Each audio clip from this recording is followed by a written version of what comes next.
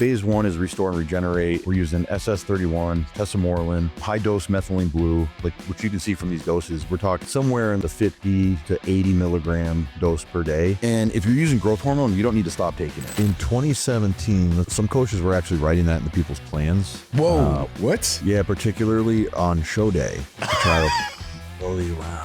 Yeah, I'm big on baby aspirin, berberine, cortisol QR, which is a patented form of ubiquinol, beta-cytosterols. She's like, yeah, but all the bodybuilders tell me to eat clean, but they don't show up for blood work like this. I had a little bit of pride in that. Insurance company approved me in like 30 seconds. And here's where I'm going with this too, is that I think you can take lots of PEDs for a good amount of time, as long as, for me, insulin was a game changer for rapidly helping with growth. I think also the biggest game changer is if a normal cycle is like a horse, the cycle I heard is like an elephant. I mean, we like size here, so. Especially females, where you got to turn around and hit a back shot. You don't want those glutes going like this. You know, it's not the club. Yeah.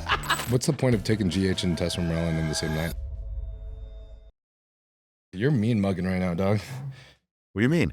You're looking like mad fucking Chad right now. No, I got my hair cut today. That's what it is. Yeah, I got my hair cut. You know, I try to go like every 10 days because, like, I'm at that age where like the grays set in on the sides. Mm-hmm. Did I go silent? Oh, so no. You were just testing. Yeah, I'm at that age where like the grays really set in. I gotta just get rid of them to hide them. You know what I mean? Something for you to look forward to in like 10 or 12 years. You know, I'm looking so forward to it. Yeah. I mean, really though, I would actually love to look like you when I'm 42. So, dude, no doubt you're gonna look way better. So no doubt in my mind. Give me 2 seconds. Actually, I'm gonna shut my door because my dog just left, and otherwise he's gonna try to like jump up on me. Okay, so you're not on that look matching wave then. I mean, what is that? It's like where you take every peptide and like do like all the skincare. You know what? I'll tell you what. My peptide guy sent me. He sent me a whole bunch of. He started like a lotion line, and he sent me stuff. I have been using a little bit of it. Yeah. But dude, I'm the guy that I didn't use lotion until like last year on anything. Really? Nah, dude. I mean, we're old school, dude. You know, it's like. Like, all right, we're also poor. I used to be poor when I was a kid. Yeah. And so, like, in my family, we didn't have lotion. My mom would be like, just rub some water over it. That'll hydrate you enough. You know what I mean? Yeah. So. I only use lotion in one place. Yeah. There we go. All right. What are we talking about today? Honestly, just thought I would kind of be on the fly with you. Because I feel like it's more fun that way. I think so, dude. I think choreographed stuff is never great. I think just start with the topic and questions that come up and just have fun. Yeah. You know? Yeah. I mean, you were just talking about peptides. What peptides are you doing right now? Has anything changed since the last time we talked? So, like peptides that I take, like injection wise, I'm just doing like BPC and growth hormone. Okay. I'm doing like 2 milligrams of BPC a day right now because I've like crazy inflammation in my joints. Mm-hmm. And then here's my problem, and maybe you relate to this. You know, like when you're in a contest prep and your coach has you taking 6 different things, you take it religiously when you got to take it, right? For the most part. Yep. Then the off season, I'll take my injection tomorrow. If you're already in bed, you're like, I'm not getting back up to do it. Or like, I forgot to take my growth today. I'll take a little extra tomorrow. No big deal. You know what I mean? But like, That's funny. Once you're done competing though, like, and you're just all you do is business, that's your lifestyle. Like, I got these peptides, I should be taking them, I bought them, and then they sit there on the shelf and like maybe you start it for 3 weeks and then you fall off. And it's like, is it really helping me? Because I'm not really taking it when I should. Mm-hmm. But I'm trying to think. He sent me some GHK copper lotion. He sent me what the fuck? Begins with an A. Agrelin or something like that. Does that sound right? Let me look it up. I don't think I know what that is. Agrelin. That's a tractor part. You know what? Tonight I'll remember when I look at it. I'll take a picture of it and I'll send it to you. Okay. Yeah. Also, Kyle just sent me a message like, "Yo, when do you want to come on our show?" I am down anytime, bro. Is this time of day usually pretty good for you? Yeah, this time is pretty good. Okay, because cool. that way I can get my training session in beforehand. Okay. Nice. Yeah. Nice. Yeah, definitely. Where do you Mhm. train at? I've been training at New Tech and Dragon's Lair right now. I've been switching between the Okay. two. Nice. I love Do them both. you are you in Vegas right now? Yeah, yeah. So do you see my client Marissa Wu? I don't think. Asian, well, kind of dead giveaway. Asian, small petite bikini girl. She's a pro. You see, let me pull her up. You probably you definitely recognize her. Um,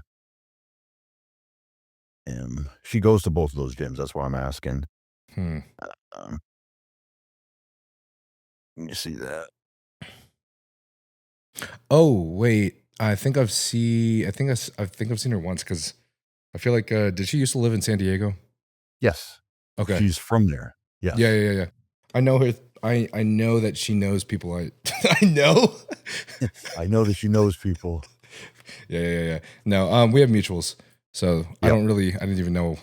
I mean, obviously, I guess I didn't know what her name was, but yeah, I'm familiar with her. Yep, No, she's nice. she's fucking shredded, dude. Yeah. She has a Well, great physique. she's got a little bit on the glutes we're trying to get off. So, Uh huh. because pro bikini is so fucking. It's like Confusing. full, but like just the right amount of detail. And so, yeah, we're just in that. We've been in like a little holding pattern for the last 2 weeks. We're just like no lie, dude. I got her calories probably like 680 maybe, Okay. like, which is not something I like to do, but she's game for it. She's done worse, Damn, she's done worse.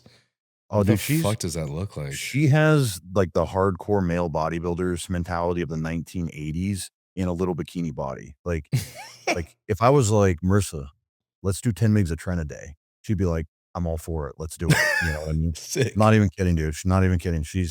Yeah, she just has, and she trains like a hard motherfucker. Yeah, no, she's just good she's a good client, Mm-hmm. Did you say 10 MIGs? Of which? Of Tren? Yeah. I'm kidding. I don't have her on Tren. I know that you're kidding, but like, do people normally ever have Females? wellness or bikini on trend? Yeah. No bikini. I don't know any bikini that are using Tren, but, like I've used it with figure athletes in the past. She's a figure/women's physique competitor, and I think we Okay. used like the equivalent of 3 milligrams a day, I think. So what's that? 21 milligrams a week, roughly. Mm. But then like I could definitely see wellness. I haven't had any wellness competitors, I don't think. But it's usually one of those things that like the female will bring it up like, what do you think about trying Tren? Like I've always been wanting to do it.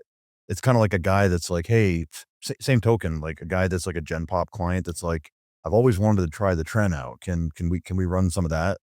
So it's kind of like the female brings it up, Okay. Interesting. Huh. Yeah. Not any like, are you familiar with wellness clients that have used it?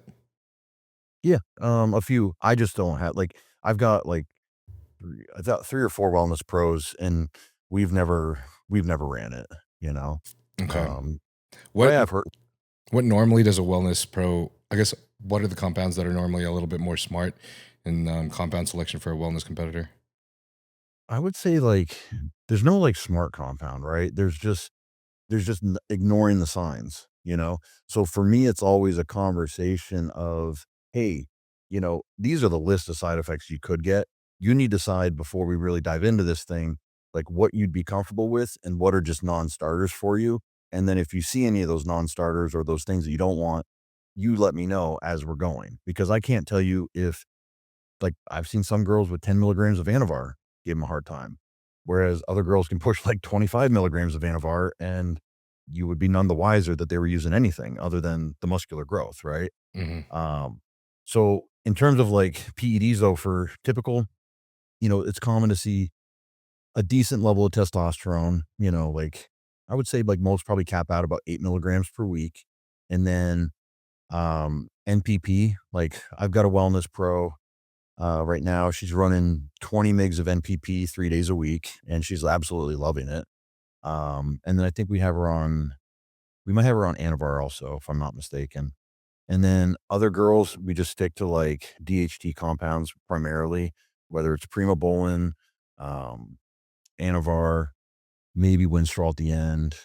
I like to use Proviron towards the end to try to give like a harder, grainier look. Um, but dude, I've had girls that like this is a figure girl I'm thinking of last year. She absolutely loved D-ball up to 20 milligrams a day. No negative side effects. She said she was like horny as fuck and would like fuck this thing if it was in front of her. You know what I mean? Like she said she absolutely, it's the funny thing is she was my training partner at the time too. So she'd be telling me this shit every day. That's wild. Yeah. Hopefully that's not a signal for something. No, it wasn't, dude. She was actually dating Jacoby at the time. So Okay. he actually inspired me. Like, like we just go, and it's always the next thing. And it's like, I'm fucking burnt out. I should have taken a week or two off to just not be on the computer for a week, you know, maybe get caught up on podcast stuff or I don't know, whatever. Organize my office finally, you know? Yeah, I genuinely believe everybody, even if you're a competitor, needs to take some time off. Like, this world is moving so fucking fast, bro. And we all are so hard on ourselves. And I think that's one of the reasons why sometimes it's hard for you to get the look that you want because everyone's got so much stress on their plates. Like, you can only do so much at one time. And how many people can actually just spend their entire life just bodybuilding and still making a living? Like, that's fucking like, even Chris Bumstead doesn't do that. Chris Bumstead is fucking focusing on so many businesses. And I'm sure he was while he was, he's fucking locked in, man. Yeah. So, I don't know. It sounds to me like every time I hear people taking some time off, it just seems to benefit them in a very positive way moving forward. Plus, same thing with like taking time off of like gear and training and even dieting. You come back and like you just like soak that shit up, dude. I did. Yeah, I mean, you hit the reset button. And here's the thing, like especially when we're talking about deloads or time off, like I want you to get away from the gym and then I want you to want to go again. Meaning like you have that desire like you had when you were a kid to like, oh, I want to go to the gym. I got to go to the gym. Not something you have to do, something you really want to do all over again. You know? I think that's crucial because dude, I'll tell you, there's been plenty of times in my bodybuilding career where I'm like, fuck it. I'm done. I'm not going to the gym anymore. Like I'm going to pick up some other sport or some other activity. But then eventually, like I come around, I'm like, nah, I can't wait to get back to the gym and start training again. And it's always I'm better for it, you know? Yeah. And you were talking about peptides earlier. Are there particular peptides now that you are giving to any of your clients or that you're suggesting to any of your clients for any particular reason? In terms of peptides, like I would say,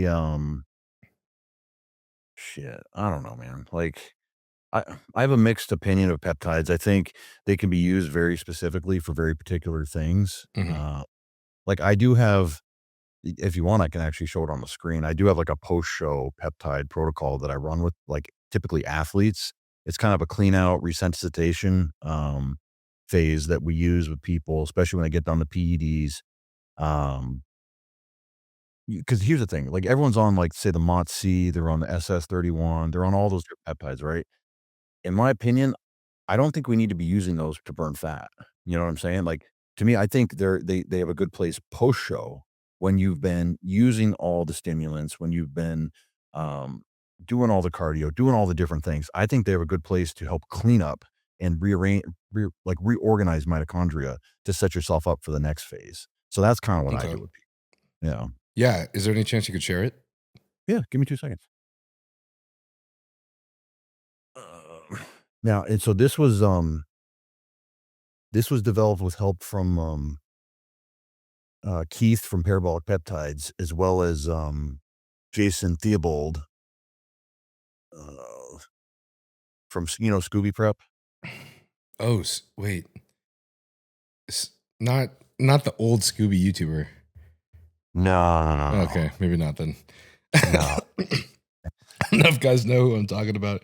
There was this YouTuber way back when.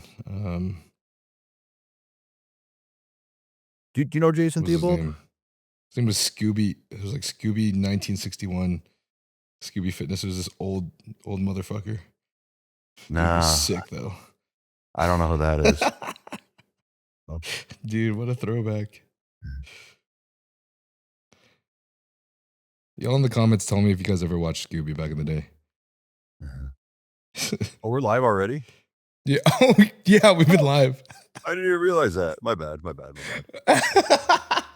All right, so here on the screen here, first 4 weeks when you get done a prep typically, or when we shut you down from like even if we get done a contest prep and we're going to run a rebound for a while, this is what I have people do after that. So phase 1 is restore and regenerate. We're using SS31, Tesamorelin, high dose methylene blue, like which you can see from these doses. We're talking like somewhere in like the 50 to 80 milligram dose per day. Okay. GHK copper, and then this renewal supplement with urolithin. And if you're using growth hormone, you don't need to stop taking it. But what I want you to do is take the Tesamorelin, like, in a pretty fast, let's say you eat your last meal at 8 p.m. I want you to wait until 10 p.m. to take the Tesamorelin and then bring your growth hormone with you into bed and then just take it like an hour after that. So you don't have to like get up again. I tell people just bring it upstairs in the bedroom with you.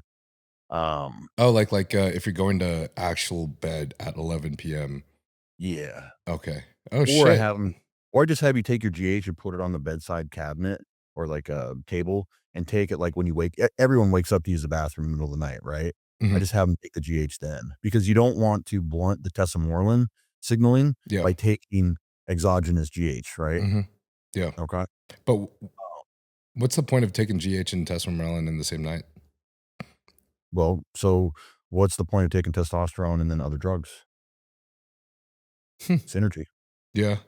Right? Yeah. So the Okay. tesamorelin is a signal booster, right? So it's gonna Mhm. get endogenous GH production, but it also is different than GH in that it doesn't, it's not going to hurt your insulin sensitivity, right? So let's say you're a guy that's taking 8 units of GH during this time period. We might say, okay, do a milligram of tesamorelin, and then an hour later do 4 units of GH instead of your full 8 dose, okay? Okay. Wow. Um, That's cool. I like that.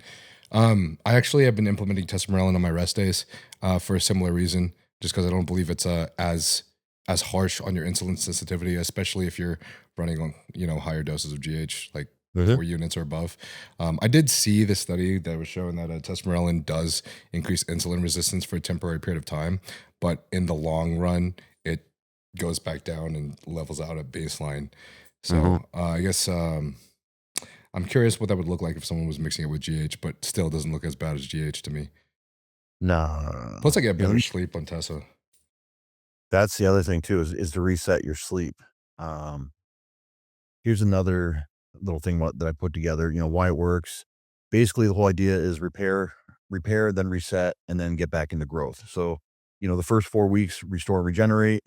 Phase 2 is receptor reset with the other things I was talking about, MOTS-C, Hmm. a little bit of Retta, Hmm. high dose SLU, and then that's ultimately getting you back to phase 3, which is your next growth phase. So, PEDs, higher dosages of GH, insulin maybe, and throughout this whole phase 1 and 2, you're using like the lowest dose of testosterone you can possibly use to ideally probably put you in like the 900 nanogram per deciliter, range in your blood work, that kind of thing. So it's Gotcha. really there to allow you to like, heal up any blood work issues that you have and reset, get rid of the hyperandrogenism for a while. Hmm.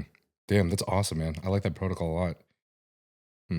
What's up, homies? I'm back at my new place now in Vegas, and we just came out with some new shirts for the transparent merch. None of the basic shit. Now we got some new sick styles, a little bit of a metal and rock inspired, some other shit, and then also a bunch of new colors. So you guys want to check that out on the site? That's www.icons, spelled AYKONS, icons.com/Nile. That'll automatically apply the Nile discount code and get you right to the site where we have the new designs up. And some of the stuff like the cutoff are 380 GSM French terry cotton. So pretty high quality stuff that were helped design by my boy Dion, one of my best friends in the world. This is the guy that he and I went through a lot in life in the last decade as our best friend Ryan passed away. And I'm really happy that I got to do this with him. But anyways, this is out. So if you guys ever need anything or you have any complaints, I'm fucking here. Just let me know. Let's ride this shit out and grab life by the balls, baby. Peace. I've been a big fan of using mitochondrial peptides for a while, so I see a lot of merit in that for sure. Yeah. I think it's time and place because, well, I think I've told you this before, maybe when we were recording with Kyle, but like I was able to get people in shape and get myself in shape well before peptides existed, right? And I'm going to be able to, even if they were all taken away tomorrow. But can we use them for specific purposes? Whether I do think the issue is mitochondrial, if I do think they need some receptor optimization, I think that's where they have their best, benefit. The other thing too is you got to think our population isn't the best group.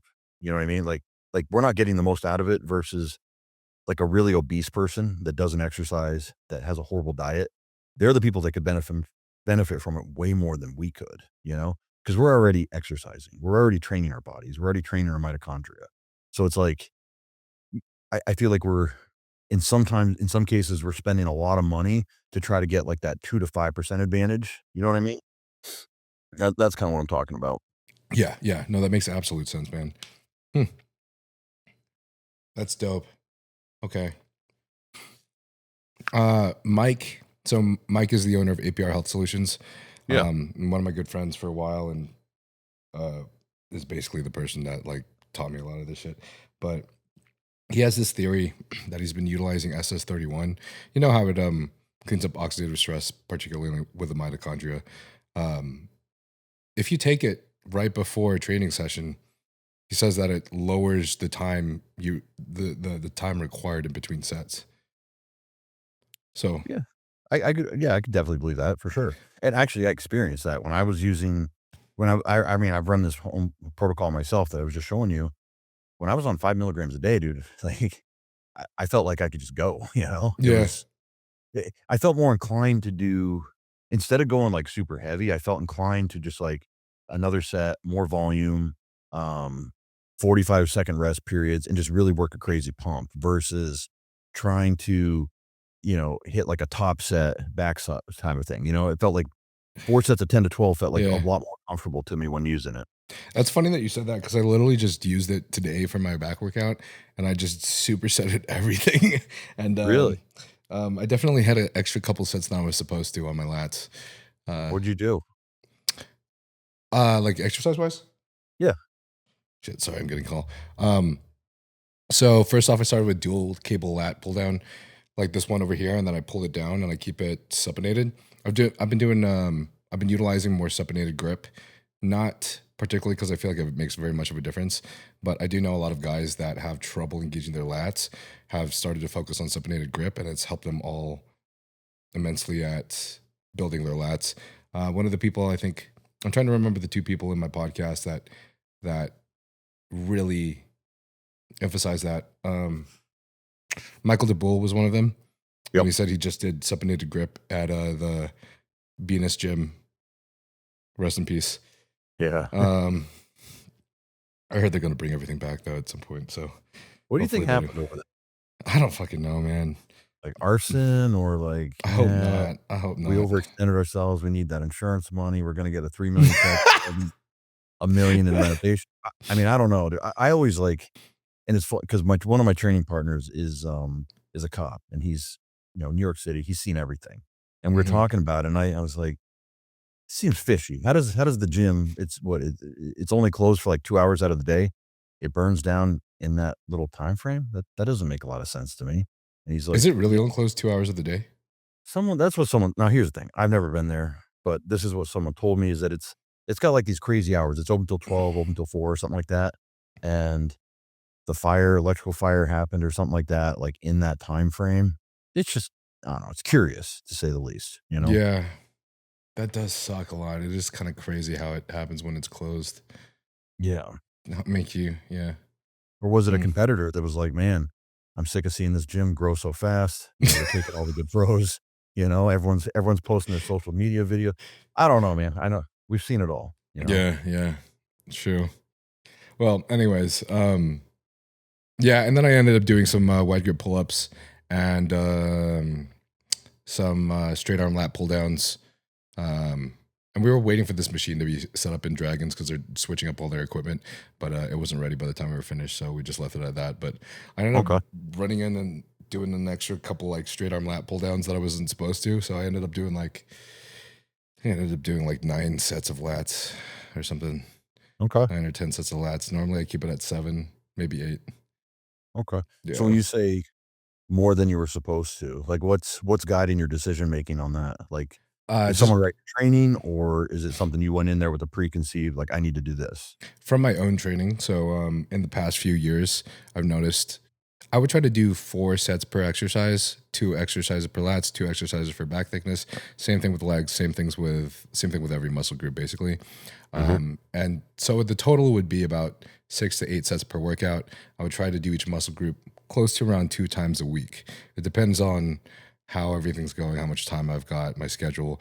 At one point, for example, last 2 years, legs was always twice a week, but sometimes it was hard to fit the upper body twice a week, so that'd be like 1.5 times a week. But essentially, if I could fit it twice a week, that would look like something like 12 to 16 total sets per muscle group, which I think is like, you hear 10 to 20 sets is pretty optimal. So that's what I go for. The more I've done, the longer I've trained and the more training I've done and the more I've had exposure to athletes and talking to other friends, coaches, athletes, the more I realize I know nothing about training. Meaning, meaning that like so-and-so can say that like, 4 working sets total in a workout is all they need. And then someone else is like, nah, dude, I need 16 sets. And then the conversation is, well, out of those 16 sets, how many of them are maximal or close, sub-max right up to that point? And it's all semantic. To me, it's like, and my training myself has evolved so much over the years in terms of, I think I told you before, I started out as a DC trainer, right? Like straight DC training, which was Monday, Wednesday, Friday. Those are the 3 days you're training. You're doing 1 working set per body part, and that's it. So your workouts are 45, maybe 60 minutes tops. Everything's warm-ups leading up to that 1 working set. So Dante wrote my programming, right? And then I've gone to the other end of the spectrum with doing more of a John Meadows style, which is, a little bit more volume, and then I've done like stuff on the complete end of the spectrum, which is just super high volume, because I train with Kamal now, and he's a very high volume, keep the cadence going, no rest, that kind of thing. And I've benefited from all of it, So it's like when someone's like, what's the best way to train? It's like, first and foremost, the way that interests you the most and keeps you coming back to the gym week after week after week. I think that's one of the most important things. And then from there, like really just pay attention to your physique and your feedback. You know what I'm saying? Like, I think you made a good point there, because that's what I was going to actually interject before you even said it anyways, is it's all about your biofeedback. So, and that's kind of why I have this 6 to 8 set like range, and I try not to exceed that, because I know for a fact normally whenever I do, with the intensity that I train, I end up hitting this fatigue really early, and I have to do a deload before I plan to, or earlier than I would think or hope. And Jared gets on to me for that too, because he told me, he's like, the less deloads that you take, normally the more weeks of training you can get in. And even though I would think it's still pretty close to about the same, you'd probably grow a little bit more from making sure your deloads are landing where they're supposed to, rather than having a lot more deloads than you needed. Yeah. I look at it this way too, though. Let's play this scenario. Let's say you're training 4 days a week, right? And you only have to deload like once every 12 weeks, right? Versus you're training 5 days a week, but you need to deload like every 7th or 8th week. When you look at the actual training days, they're roughly about the same at the end of the year. You know what I mean? It's just kind of like which way is organized the best in your mind and which way is organized the best for your physique, for your body. You get what I'm saying there? A little bit. So like, okay, so we got a 12-week span where you're just training 4 days a week. So how much is that? 4 times 12, what's that? 48 workouts, right? Versus let's say you are training 5 days a week, but you can only go 8 weeks before you need a deload. Well, that's 40 workouts, right? So my point is that they're roughly the same, whether you're training 5 days a week and you need to deload more often, versus you're controlling the variables a little bit, your fatigue a little bit more, and you're stretching out the amount of time it takes before you get to a deload, 12 weeks. The amount of work being done, performed, is roughly almost the same. That's my point. That's what I was thinking too, right? And that was my mentality. The reason why I do run myself into deloads very soon is because I increase the volume of that workout day. I'm still training the same amount of days as I would be otherwise. So that's where I'm wondering, like, okay, well, I feel like the volume equates, but does that mean the growth equates? And Yeah. that's what I'm unknown of. And just because Jared tells me and he's fucking an RP dude and does the exercise science, I'm like, all right, whatever you say, bro. Yeah. That's cool. That's cool. Yeah. But my point though, I do think it's not very much of a difference though. well, that's my point is like, it's like the ether. You know what I mean? It's like Yeah. you and me could both have different points, but we could, as long as we can justify them and we Mhm. get results from them, then they're right. Even Mhm. if they're somewhat counter to each other, it's bodybuilding. You know what I mean? It's not like 1 + 1 = 2. It's you come up with the equation and the formula will yield what you want it to yield if you follow the formula correctly. You know what I mean? Yeah. Yeah, for sure. Yeah. What do you see? So I'm guessing since you say that, then you don't really see your clients attacking a particular style of training. Then normally it's pretty variable across the board. Yeah. Yeah. It's all based off feedback. Well, here's the thing too, like someone who's new, I'm going to hit them with something probably a little bit more lower volume, higher intensity, because I want them to learn what the upper levels of intensity are, right? And I'm going to see that through the videotape, sessions they send me, that kind of thing. When someone gets a little bit more, experience, I'm going to have that conversation. Like their feedback is going to tell me, their questionnaire is going to tell me what style of training they like the best. 'Cause the first thing I'll do when I get like a new guy in particular is, okay, write out your whole training program as it is right now, and you tell me where do you think you're succeeding and where do you think you're failing, and be honest. Don't just because you have a really good set of quads. Oh, I'm nailing. I love my quads. I'm spending 5 exercises on quads and 2 on hamstrings a week. It's like, let's be realistic with like what you need to work on. Are you excelling at quads just because you're strong on them, and so you wanna do more sets on them? Or is it just a naturally gifted body part? Like, let's take, Carlos Thomas Jr., for instance, right? Like, he's got a crazy set of wheels, right? Yeah. And I did a consult with them, like, maybe 6 or 8 months ago, and I was like, "Carlos, if I take over your coaching right now, the first thing I'm gonna tell you is you're doing legs, like, once every 3rd week. You'll do some hamstring stuff." Well, think about it. What does he need to bring up? Oh shit. Not his legs. No, he needs more back. Like, his back drastically needs to come up if he wants to be in that upper, top 3, 5 guys in the world, Mhm. Mhm. His quads are already the best in the world. They're You don't insane. need they're not going anywhere either. And I Yeah. told him, I'm like, "You should be training quads, like, very low volume once every 3rd." Honestly, you can afford to lose some quad volume to make it fit the rest of your physique more efficiently, more pleasingly, Yeah. Not that you will Um probably lose quad No, volume. they'll probably You start probably will growing lose even it. more. Yeah. That's the thing. But I was like, with that all that extra energy you're not expending on a hard leg day, that recovery and that energy should be going towards your Going back. towards your yep. Yeah, Totally you agree with know? that. I was trying So to tell that Wesley the same thing, but yeah, in my you know? opinion, he did whatever he needed to do that was honestly perfect because his Yeah. legs were brought up for sure. Yeah, he's looking good. He's Mhm. looking very good. I was trying to Absolutely. give him the analogy. Well, it's not really an analogy, but I was trying to give him the example that Terrence Ruffin gave me. It was a Michaela Aycock who I don't remember what she did for the beginning of her period of time where she was trying to bring up her legs, but I think she took maybe like a year off of everything and just hit Mhm, legs as mhm. well. And dude, this is just insane transformation. Yeah, she took, like, a good, like, year and a half off from most upper body training completely and just put that energy towards her legs just from talking to her and stuff. Mhm.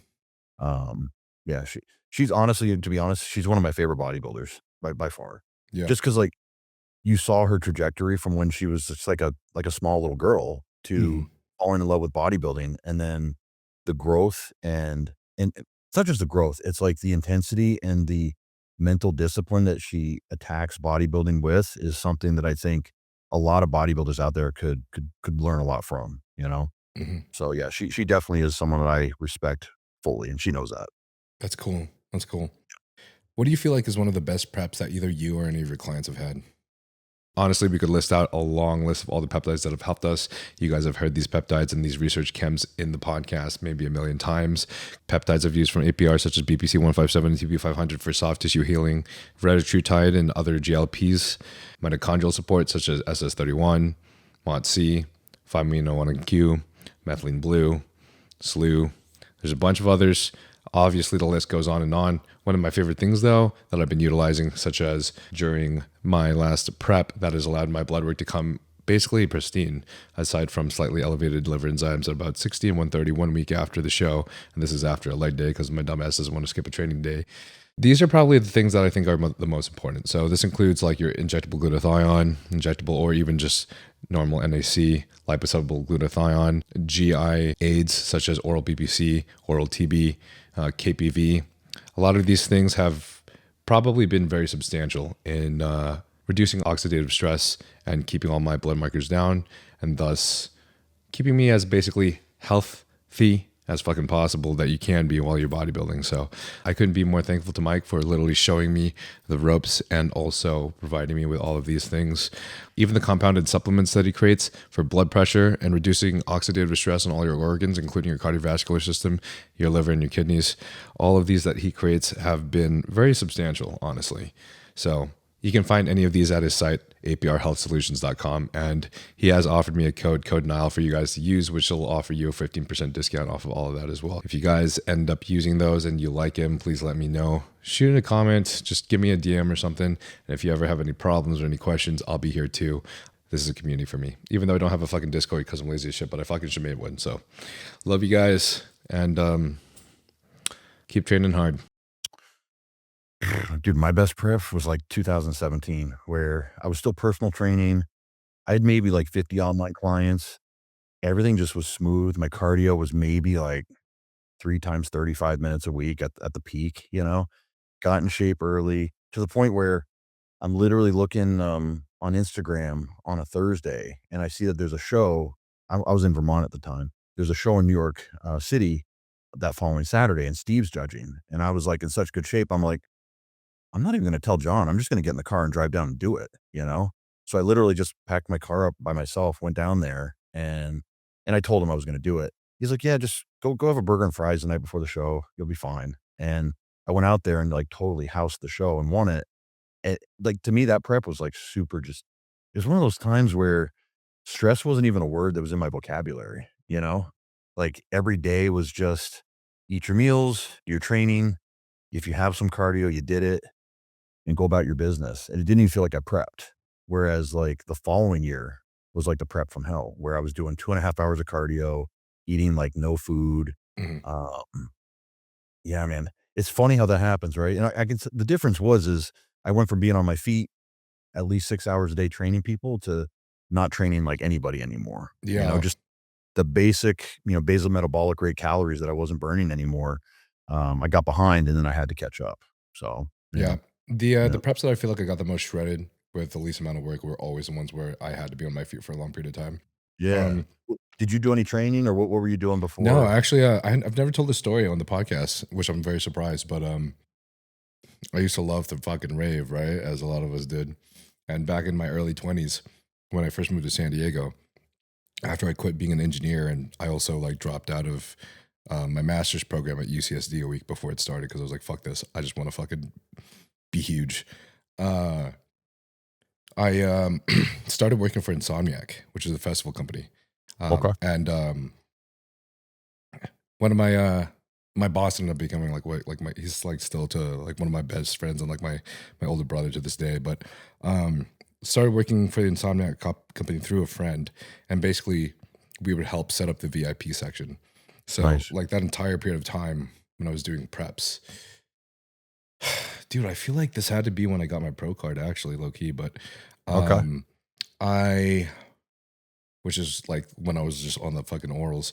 But like we would just be walking around like 8 hours a day. I would be like zip tying shit on ladders and like fucking setting things up. And it basically was just like handiwork for like 8 hours a day or something. And then I got to go to the festival afterwards for free and then go through all the secret passageways. which was Did pretty lit. did you even track your steps back then? No. No. Like if you did, you probably been like 20,000 a day, right? Oh yeah, for sure. Yeah. For sure, at least. Yeah, that's Yeah. awesome. I remember personal training. My steps would get like 18,000 on average, just because I would always stay moving. I'd go get the weights for people and just be on my feet, even just standing. There's something about standing versus sitting. Mhm. Um, but yeah, what was your hardest prep? Hardest prep. Well, before I say that, I think I want to say I feel like that's one of the reasons why I'm staying lean right now. Like a lot of people are telling me, like I think this is definitely the leanest I've been at 200 pounds. Finally Okay. not at victim weight. Let's go. And I've been doing a lot of like I've been walking after every single meal, and I've also been utilizing insulin, I think, pretty properly this off season. IGF-1 insulin. I'm doing a Okay. lot of fast acting carbs. I love sugar, bro. I love sugar. But I've been utilizing some fast acting carbs, no fats, pre workout and post workout, and then the rest of the day is just plain, just fruits, some whole grains, veggies, and like my whole meat, salmon and lean ground beef. But normally after every single meal, I'm walking, and part of the reason is because I've been having some gut issues like a few Okay. weeks ago, and that's kind of been cleaned up now. But Yeah. I've carried the habit around, and I just walk for like 10 to 20 minutes after every meal, and like spending the whole like a lot of the day just moving, and it's getting my digestion flowing, and I feel like I'm partitioning my glucose very well, and I just feel like things are working very optimally. Isn't it funny how that works? Instead of, taking 3 or 4 different supplements, you can literally cure yourself or, improve yourself, improve your digestion just from simple walks, Yeah. simple steps, easy stuff, right? Hmm. Do you ever use, fermented foods like sauerkraut or kimchi or kombucha? I have been, you know what? I've just been procrastinating that. Honestly, I'm Yeah. glad you brought that up. Yeah, it's good, man. Honestly, it's kind of like one of the first moves I go to with people, Yeah. and, I would say like 85% of people are like, "Dude, I feel better." Like already. I didn't change a single thing. I just added 1 large tablespoon of sauerkraut to my second meal of the day, and I feel better with digestion. Cool. But I Yeah. do think the movement you're talking about is huge for, insulin sensitivity, Yeah. 100%. I'm gonna get some kombucha because I wanted to try that. Some You kombucha never had before it? bed or something. Well, I just want to implement that into my off season now. I've Yeah. just been I planning love to, and I it. just Like, keep forgetting to buy it off of Amazon. it's funny though, like, literally, I was just on a call with someone, and I was doing a Zoom thing. I'm like, hold on a minute. I got to text the wife because she's at the grocery store. Because I give her, this is my list: Mhm. pickled onions, sauerkraut, and then I had forgotten to add kombucha to the grocery list. So that she's stocking up on our fermented foods for me today. Nice, nice. Um, I mean, I got sourdough bread in there. Does that help a little bit? Does that count a little? Like little, a very little. Okay, okay. You know what I mean? Yeah, yeah. Hardest prep, man. That's a hard one. I'm not really sure. Um, I will say I was going through a lot this last classic season. I think just psychologically and with like stuff that with things I was going throughout life and everything, whatever. But um, and it was a fucking might as well talk about it. Um, my my best friend Ryan passed away at 7-Eleven. Maybe how long has it been now? 4.5 years ago. Um, and my ex Lexi used to always talk about how she's so happy that that has never happened to her, and she hasn't had to go through anything like that. And Like then someone passing away that she was close with. someone passing away that she was super close with. She did. Her aunt unfortunately passed away recently, like a year and a half ago. But So she didn't have to go through something like I did, where her closest person, like her best friend Liv, was no, still around and there for her. And then you wouldn't ever believe, man. I was um I was honoring that date 7-Eleven because Ryan passed, and just thinking about him. And I was telling Lexi too, of course. And then she gets a call that night, and one of our friends is like, um, "I'm so sorry, Lexi, but like Liv is gone. She just passed away, um, in the hospital." Uh, it was kind of like a very, it was just kind of crazy. Liv wasn't, she was completely okay. She just felt a little woozy that day. She no. wasn't in the hospital for any reason. She was completely fine. Um, apparently, she just got a random blood clot. Um, she had like broken her foot like 2 weeks before, so it Really? was very unexpected. You Yeah. know, it's just one of those like freak, Yeah. those freak unexpected accidents. It's not even like a car crash, you know, it was just completely random. Yeah. That's sad. So it was just kind of jarring for her best friend to pass away after we've had that experience. And, you know, my best friend passed away on the same date. And Yeah. sometimes you kind of want to make something of it. Sometimes you kind of want to believe that there's some kind of purpose, or so there's like why, like there's some kind of reason behind this. Like why is it so uncanny that this had to happen? Yeah. But anyways, there's a lot of other things that were happening during the prep. So I think it was kind of like a roller coaster of life for me. So it added a lot of stresses. But even then, the prep ended up great. I was really happy with my package, and that was really cool. So yeah, I'd say otherwise, like when it comes to like actual prep, like what I have to do, the first few preps, especially when I was natural and when I was trying to get my pro card, I was eating like 1,100 calories, and that was pretty rough for me. Yeah. Yeah. Yeah, no, you look great this year, man. I was there at the it was in St. Pete, or did you do the Hurricane or the St. Pete show? I can't I did do remember. the Hurricane, which was like my least favorite of the entire year. You look good though. I'm Thanks, trying to man. think. Kyle had the kid James that did pretty well too, Mhm. and then who won that? Jeremy or No, it was Justin Batterina. Justin Batterina? That's And then right. Matt Grego came in second. That's right. Okay, cool. Yeah, yeah. Dude, what do you think is going to happen this weekend in New York? Bro, I feel like Niall's going to take first. I think so too. Niall, But I think there's going to be a 2-man call out at some point towards the end of prejudging. that'd be exciting. I think so. It's hard for me to know whether or not like Diego versus Justin, they both have phenomenal physiques, and I know Justin has been trying to cook up something different this time. He's been putting a lot of work in. I think these other guys are on a different. I say this respectfully, of just a slightly different level for classic. You know what I mean? I think they're getting closer and closer to what the ideal classic physique is, and I think those guys are moving towards it. I'm not saying other people are moving away from it. I just think like, oh, man, I don't know. I think it's gonna be a 2-man What show. do you mean by those guys? Which guys? What's his name? Why is my brain going fucking Diego? Where's he from? Is he Brazilian? I think so. I think he's Brazilian. How many shows has he won in a row now? I don't know, man, but he's won a lot of shows, dude. And his He's back won, like, is 2 or 3. nuts. Yeah. Bro's back And is then, crazy. what's his name? One Punch Nas there. What's his name? I can't even, where's my brain not working? Niall. Niall. Sorry. I'm talking to him. What the fuck? My favorite thing is I got a comment from somebody. He was like, dude, yo, I heard Fuad talking about you on the podcast. You're making it. I'm like, Doc.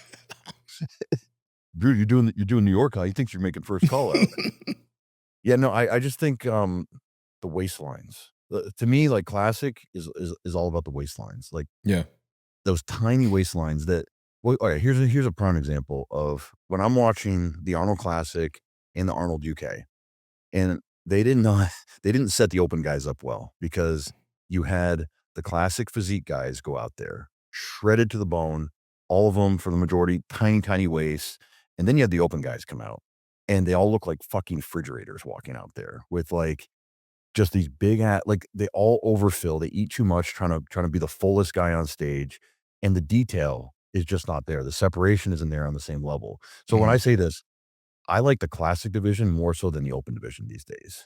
And that's what I'm saying. Like, I think the guys today with the height and weight classes that they have to get into, they have to get in such good condition, and they have sucked down so much to their, like they put a lot more control into their midsections. And to me, that's what bodybuilding is.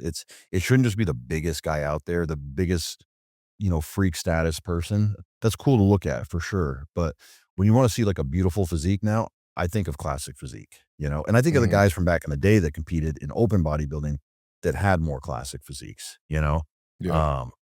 Whether it's like Bob Paris or, Milos even, or, you know, Charles Claremont.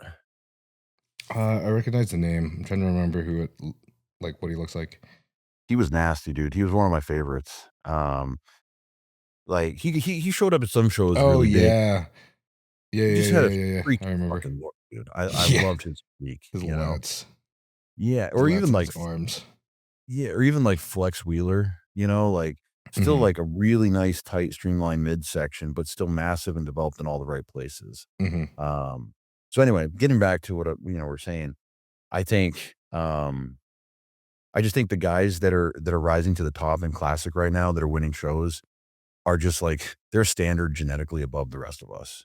I think like Niles especially, dude, like or Nile, like his waistline is just out of this world. His dimensions, his shoulder to waist dimensions are out of this world. Hmm. So I'm a Hmm. big fan. Yeah, Big it doesn't fucking make any sense, man. His dimensions are no, insane. it shouldn't exist in reality. You know what I mean? It's Hmm. like cartoon. Hmm. I do hope though that I really want even I understand. God, man, I dude, I'm fucking brain farting. What the hell's going on? I'm in the same plate. Um, fourth place at Olympia Um, Classic. yeah. You're so funny. Here's the thing. Well, here's the problem. We're inundated with so many shows now and so much news and so much stuff that our memory banks are Jose. horrible these days. Yeah. Oh, Jose. Yeah, yeah, yeah. Dude, I don't is he ever gonna be able to make weight again? I don't know, but I want him to.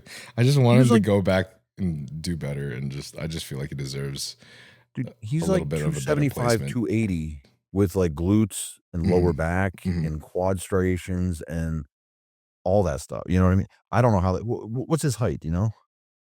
I don't know. I don't fucking know. Is he 6 foot, 5'11"? I don't know. 5'11 maybe. So what's that? Is it 220? Oh shit. I think he and Nile are about the same height, from what I've heard. That's So crazy. Yeah, that's crazy. Like Nile, I believe, makes weight. Jose or Ozima, however you say it. I have a hard time believing that guy actually makes weight. If he does, oh it's for my like god, bro. 30 seconds. For And then 30 seconds. you know what I mean? Well, I got a classic guy. We did the Oklahoma last year, and he was like, what was he? He was almost 20 pounds up like the week going into the show, but already in Hmm. shape. And we got Yeah. him down in weight. But by the time it weigh-ins on Thursday night or whatever it was at like 4 p.m., Hmm. he had to be 212. He was 211 point like 8 or something like that, like just by literally the skin of his teeth. Damn. Um, so yeah, if he had another sip of water, he wouldn't have made weight. That's wild, dude. Can you like just no?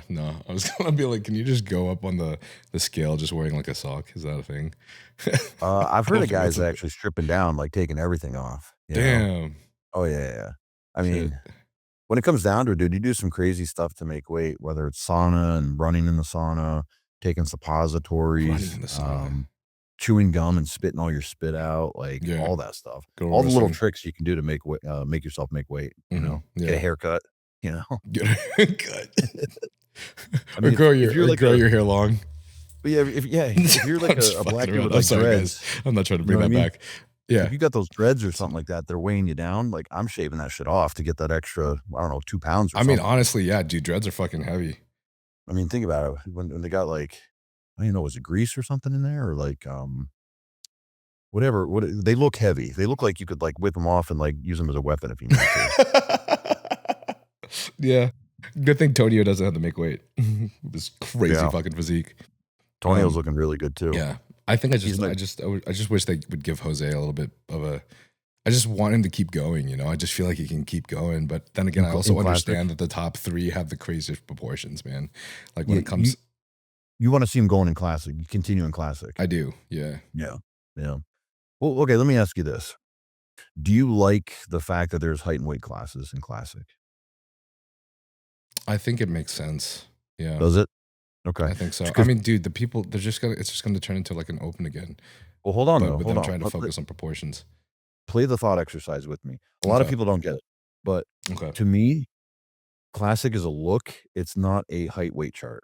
And what I mean is, if Derek Lunsford decided to show up to the Classic Olympia because there's no height and weights, right? There's Mhm. no weight restrictions. If the judges were doing their job and they're judging by the criteria of a difference between classic and open, Derek would get close to last place because he's just too muscular, Mhm. right? That's my point.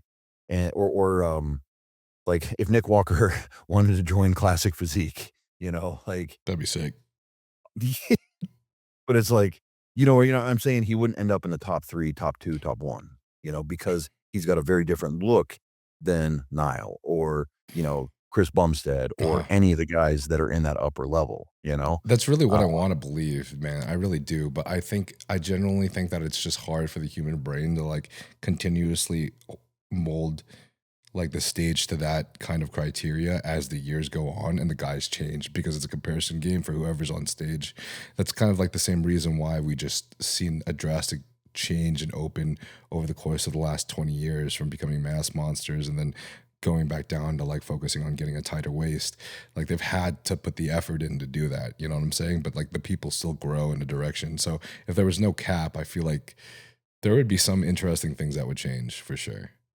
if the open guys are making a concerted effort to keep the waistlines down, then I want to see them double it up. You know what I mean? Like, I'll be honest. I haven't been impressed with open bodybuilding lately. I'm impressed with the muscularity, of course, and Mhm. I'm not talking about the top 3, 4 guys at the Olympia level. I think they do fine, for the most Mhm. part. But I'm just talking like you look at like a lot of these shows and you just see guys like walking out on stage, just like dumping it out, and they don't pull it in until they hit a front relaxed or a front double. Yeah.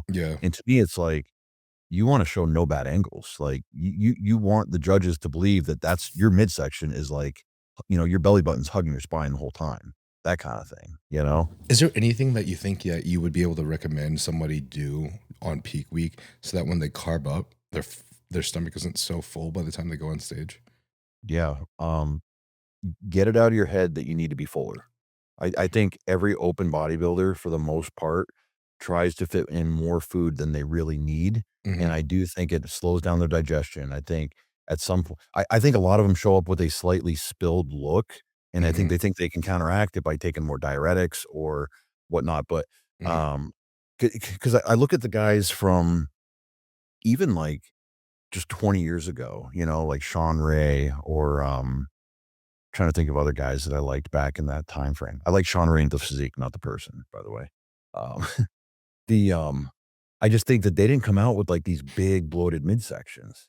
I felt like they ate us like even Ronnie. He's the biggest guy on stage. They came out with the right amount of fullness to their physique, but they didn't lose separation. They didn't have like a film of water. And I think a lot of that film of water comes from spilling. Mhm.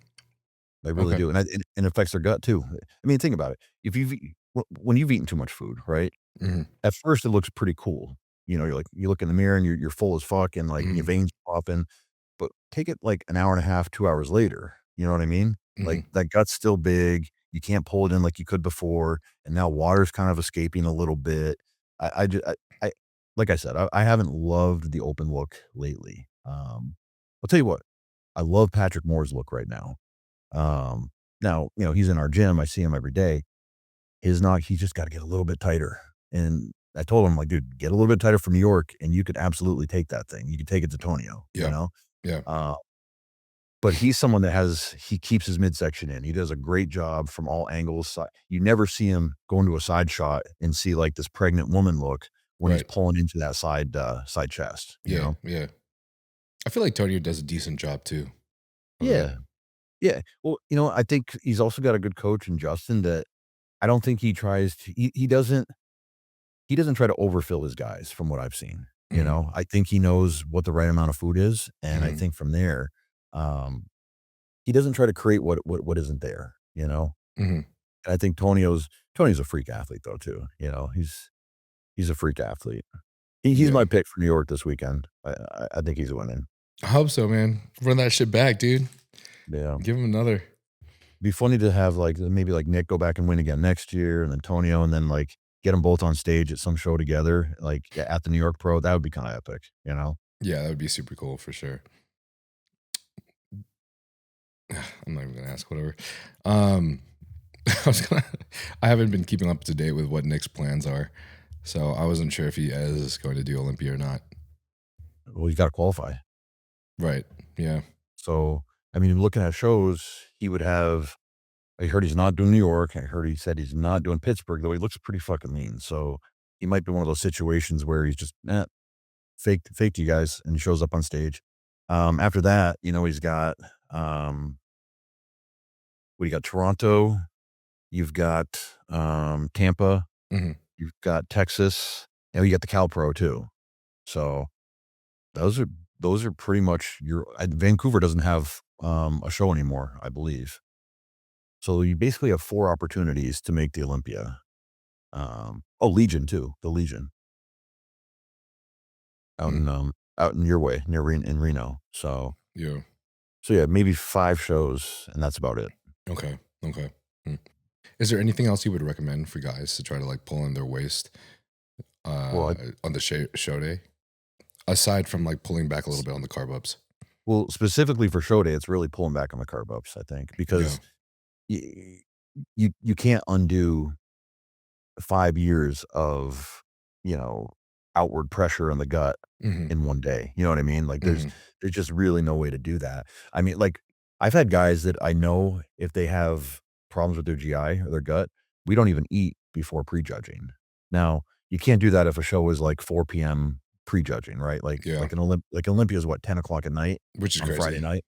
Yeah, like, think about that for a minute. Hey, let's ask these guys to be at their physical and personal best at a time when they're normally in bed or relaxing, Yeah. smoking weed or something, I know. I'm Like like, what? What's going on? it's like, let's flip-flop your whole day, and, that doesn't make any sense to me personally, but other things you could do, I mean, it all starts with maintaining your gut health, like what you're doing, getting walks in after every meals, um, controlling your insulin sensitivity, not developing visceral fat around the organs, longer term over your bodybuilding career from pounding carbs, pounding food. Yeah. Uh, so really, like, to set up the best stage scenario, it starts years in advance. Like, don't ever get to this advanced state of, um, intense GI growth. Hmm. Um, Vacuums, obviously, I think we've talked about that before. Yeah. I think the Practice, vacuums help quite a bit. Yeah. Yeah. yeah. It's something I The other thing practice too pretty is this: regularly. practice your posing the way you're going to perform on stage. Like any of my guys that when we're in the gym together and I put them through posing, I make them pretend like I'm the head judge, and we're going round after round after round. And every time I see their gut, I'm like, "Yo, pull that thing in." Yeah. I Hmm. want them to be like so scared to let it out that they don't let it out until they walk off stage. Hmm. Hmm. So I think practicing how you want to perform is a big thing. Um, those are like the main things. Why? Can you think of anything? No, yeah, I agree with all of that. I would also love to see. It is kind of cool to see the Open at finals. Whenever they have it in the big arena, but I'm wondering if they can do anything to like make it a little bit earlier for the guys because I do agree that that's tough. But what kind of percentage do you feel like? How much do you think visceral fat takes up as a percentage of the gut extension we're seeing? I don't have like concrete data and facts, but I just think, you know, well, I have seen some MRIs of people in bodybuilding, and there is a little bit more. I should say it's on par with like the average out of shape American. You know what I mean? Like Hmm. outwardly, skin's real thin. They have abs. They look really good, but the visceral fat surrounding the organs, what percentage? I don't know, man. It's so hard to say, but you you, you want to have not as little as possible. You want to have enough to support the organs, but no more than that. Hmm. So it's the nature of our sport in a sense. You're either in these massive surpluses or these massive deficits, but unfortunately, in those massive deficits, you don't lose as much of the visceral fat as you do the sub Q. So you know what I mean? I mean, you got to think it's visceral fat. It's there to support your organs, so it's probably the last fat that's going to go. Hmm. You Yeah. know, Yeah. from a life preservation standpoint. Do you believe that Tesamorelin really does help with visceral fat? Yeah, I think it does. I mean, that's kind of one of the reasons why I throw it in there for sure. Yeah, Hmm. Hmm. yeah. I had a little well, it was more of like a little discussion with Tanner Tattered. He believes that like the research shows that there was nothing in particular in the research that was comparing the actual percentage of visceral fat loss compared to like other GH Like, secretagogues or GH itself. So he okay, doesn't feel like GH is any worse than Tesamorelin when it comes to that. okay. But then again, it's I feel like I that don't could know, be man. debated. So Yeah, I mean, here's the thing, like, we don't do any real concrete studies on guys that are hyperandrogenized, using 10 units of growth. You know what I mean? Like, no experiments are done on that population. Right. Like, we can extrapolate glimpses of data from general pop people that are part of these cohort studies, but, like, we're never taking our exact population group. I mean, we are the experiment. We are the long-term experiment. Yeah, and now that you're saying that too, plus an argument against Tanner's point, I remember you and I discussing that Tesamorelin, at least from what we've seen, seems to make a lower impact long term on insulin resistance. Whether or not that's because of the actual amount of growth hormone that's going through your body on Tesamorelin versus, like, say, someone that's injecting like 5 IUs of GH, you know what I mean, or more. Yeah, But yeah. I would suppose that if your insulin resistance is less, then maybe the deposition of visceral fat would also be less long term. So, 1,000%. I don't know. 1,000%. But maybe that's just like dose dependent for how much growth hormone is going through your system. I don't know. I don't know. Well, here's another example we could do, or an experiment is we could take, whatever a copious amount of, tesamorelin would be, like 5 milligrams a day, and see, does that have any negative effect on visceral fat versus 1 milligram? Mhm. You know what I'm saying? Or Yeah. does it have a positive effect versus, let's say, 3 to 4 units of growth hormone, you know? Something that's a close to, there's no, I don't know if there's a way to figure out exactly an apples to apples comparison of Right. milligrams of growth hormone being produced versus being injected, but Yeah. It would seem to maybe change per there's, person. yeah, yeah, exactly, that's my point, yeah, so Maybe. Yeah. Yeah. No, I like that. Hmm. Hmm. Um, what year do you feel like you had the most growth? what year? Yeah. Um, Man, I would probably say, well, it's hard to say because, like, I think I told you my story before is I competed in, like, 2000 or 2001, and then I competed again twice in 2005, Hmm. and each time I'm like, "Dude, I'm nowhere near the size I need." So I took 8 years off from competing until I got back on stage, and in that time, I mean, I put on, like, 32 pounds of muscle, you know, from being 192 on contest weight, in, say, 2005 to showing up on stage at, 225 pounds. The next time I got on stage was at 25 plus, like, 8 pounds. So, yeah, so it's like, what, 33 pounds of tissue? But that was over an 8-year cumulative period Yeah. of being serious for a while, then, okay, not being so serious for a minute. But I would say actually towards the end of my competitive career, and this is what I also I try to instill this in my clients. I'm like, the first time you really start doing well, like a national show, right? Hmm.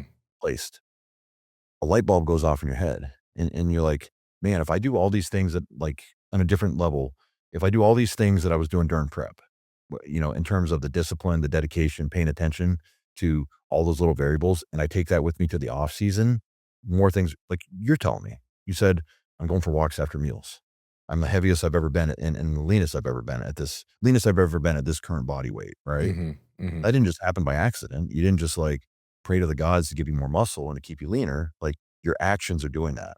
And what I'm saying is, when I started doing better, even better competing, my years were just set up to, I'm either dieting or I'm bulking, but, like, my bulks were clean bulks at that point, you know? And, like, I didn't have a free meal in all of, like, 2000, from, like, 2019 to, like, 2021. Maybe I had, like, 3 free meals off plan, you know? Because, and not because I felt like I was suffering or anything. It's like, now, like, I wanna eat my good clean meal. I wanna feel good digestively, and I want this to build on the progress for my next one and my next one. So, I would say it was more like the actions, and I made a pretty decent jump, because I was super emaciated at a show in 2020 where I over dieted. I think I came in at, like, 232, and then fast forward, um when I turned pro, I was 252. So, it wasn't like I magically put on 20 pounds of muscle just because I changed different drugs, you know? I didn't up my dose. I actually took less drugs. It was just the actions became a lot more focused, you know what I mean? Hmm. By less drugs, how much were you taking before, and how much did you take then when you were more on top of your shit? Oh, so I'm thinking, like, The off season before I turned pro, I was on 900 tests, 900 or 1,000 tests, probably 900 EQ, and I think like 400 or 450 NPP per week. And then for growth, it was probably, I would imagine it was probably 6 units of Serostim, like 5 days a week, something like, and insulin, a fair amount of insulin. Okay. Yeah. Speaking of insulin, did you see Dave Palumbo's clip on my podcast by chance? Was it recent? Oh, your clip or your video? Yeah. I did, but I didn't like absorb it. I already had this well, I mean, my last conversation was with Milos, and he obviously debated it. I feel like I know what you're gonna say anyways, but I just felt like I feel like I should ask anyways. But Dave believes that insulin only shuttles glucose out of the bloodstream. Only does what? Glucose. If I Only remember shuttles correctly, glucose. if I'm remembering correctly, Okay. not fatty acids, though it can if you are exceeding like a calorie output, then obviously can shuttle and store excess as fat. So you can store fat, you can gain more fat using insulin, but he says that it doesn't pull that out of the bloodstream. So there's no argument against using insulin only with carbohydrates and trying to avoid a high fat intake when you're on insulin. Okay. So just to summarize, Dave says the fats in your meal don't matter when you're using insulin, basically. Yeah, just the total energy input versus output, I'd say. And Milos's point was that It does if you're in matter. a surplus and you're using insulin, it's a storage hormone and it's going to drive storage, right? Yeah, that it's going to store everything, including like amino acids and fatty acids. Well, so Dave would agree that insulin drives amino acids into the muscle too, though, right? Or no? I'm not sure. Okay. I don't remember. So we definitely know that insulin absolutely, particularly muscle cells, drives glucose, amino acids, electrolytes into the muscle cell. And I would definitely agree with Milos there. In terms of the fat, that might be a tricky. Okay, so what we know is insulin's going to shut down hormone-sensitive lipase, right? Mhm. So it's going to stop the breakdown of fatty acids. And it's kind of like the pendulum kind of goes like this or it goes like this. So if we're shutting down HSL, right, we're going to be storing fat. So, I mean, I don't know. I mean, I probably did at one point years ago. Physiologically, I don't know exactly what the process is, but we do know that you can drive glucose into fat. You can convert that to fat. So I think they're both kind of right. You know what I mean? Like, I don't think it's like let me think the best way to explain this. Insulin is a storage hormone. And I think it makes you store all 3 nutrients. So I guess I would disagree with Dave and I would agree with Milos. Okay. Right? Did I get that right? Milos says, Yeah. no, you can store. Yeah. I would 100% agree with Milos. Okay. 100%. Yeah. That's how I would feel too. That's what I would agree with as well. But I don't know. I'm interested in having them on the podcast, and maybe they can debate each other. That'd be cool. Dave was open to debating anyone that wants to debate him. So we'll see. Yeah, that'd be interesting. Because they both have, we'll say, they both have university education and medical influence, I guess you could say, with Dave doing, 3 years of medical school. Milos' father was a doctor, I believe, and had, relationships with medical personnel. Plus, both of them I respect both of them. They're both highly intelligent people. Yeah. I've seen some of the cycles both of them written, and I kind of raise my eyebrows sometimes. So maybe there's a little bit you know what I mean? But yeah.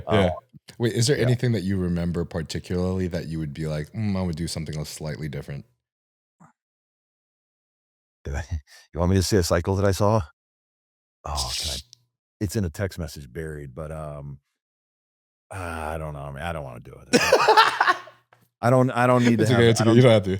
I don't want to have enemies. I'll tell you after the show. I'll tell you after. It's all right. You know what I'm saying? But Yeah, just listen, I get it. If a normal cycle is like a horse, okay, the cycle I heard is like an elephant.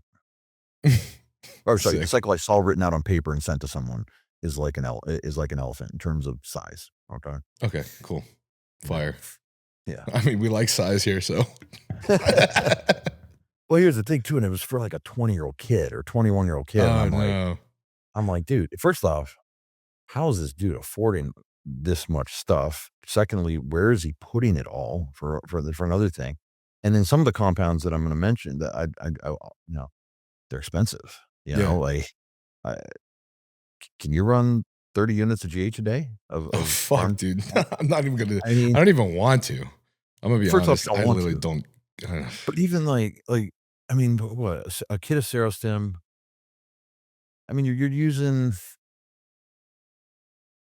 like you're going through like $80 $180 a day of GH alone. Like, who can support that? I mean, that's crazy.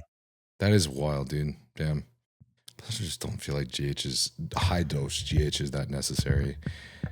Like, especially as a classic physique competitor, we've seen a lot of amazing classic physiques back in the day that didn't utilize GH or use it before the mass monsters. I just don't think it's that necessary. Mm-hmm. Well, especially when you got to make a weight too. Like if you're a hypermuscular and muscular classic guy and you can't make first off, your PED stack is already fairly low. Like I can tell you several good pros that I know that are right there on the cusp of not making weight. Their cycles are like 250 tests, 400 Masteron, and maybe like one oral going into the show. Growth hormones not being used. And one particular I'm thinking of, no trend was used. Yeah, like it's almost like a bare bones, like TRT plus kind of cycle, Yeah. Okay. Well, speaking of the elephant dosages, I had this cool conversation with Seth Feroci, and basically he was going over how you can't just jump to like 1 gram of test or 1.5 grams of test. Like Seth had to work up to that for freaking years, So I'm wondering, do you ever believe in adjusting dosages at the start of an off season? And then also, what about changing dosages for each preceding season? I would agree more with the latter versus the former. I'm Okay. not like, hey, let's start with 400 and then go 600 and then 800 or whatever the pyramid might be. Okay. I do think that like as you gain more musculature and you're growing, I do think you need more PEDs up to a certain point. And I'll say that like when you get to a certain level of intake, you can probably actually pull back on your intake because your mass just supports itself at that point. Like you've changed your metabolic maximum. You're no longer like forcing growth, and you've also reached like your genetic maximum for how much size you can carry, Like, and what I'm saying is if Ronnie Coleman could have been 400 pounds of muscle tissue and shredded and still had good aesthetics, he probably would have pushed it that far. But there's a limit for everyone. He was 300 pounds shredded. And that was probably the limit that his body could take. Maybe his limit his organs could take. I don't know. But Yeah. my point is I think we all have metabolic maximums. And we all have like our genetic ceiling and we get closer and closer to it. And maybe we can push it just a little bit, right? For like a period of our competitive years. But then like as soon as we stop competing and taking drugs at a high level, we start to come back down. And maybe like we'll sit like right about here for the rest of our lives. Like we've almost epigenetically changed the amount of muscle we can carry from all the hard training and all the years of drugs and all the years of eating and muscle mass accumulation. Okay. Yeah. But it's like, you know what I mean? I think I know. it's just like there's a limit to how strong you can get. Yeah. Because if it was literally just keep doing this exercise and keep adding a 2.5 pound plate and keep trying to get stronger at it, you would have guys that could bench press 2,000 pounds, That's just not, there's a limit to everything that we can do.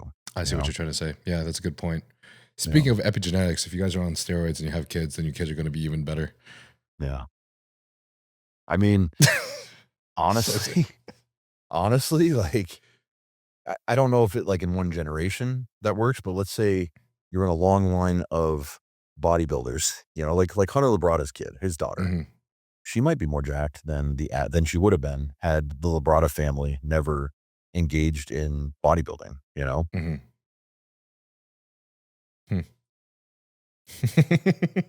Oh man, jack children.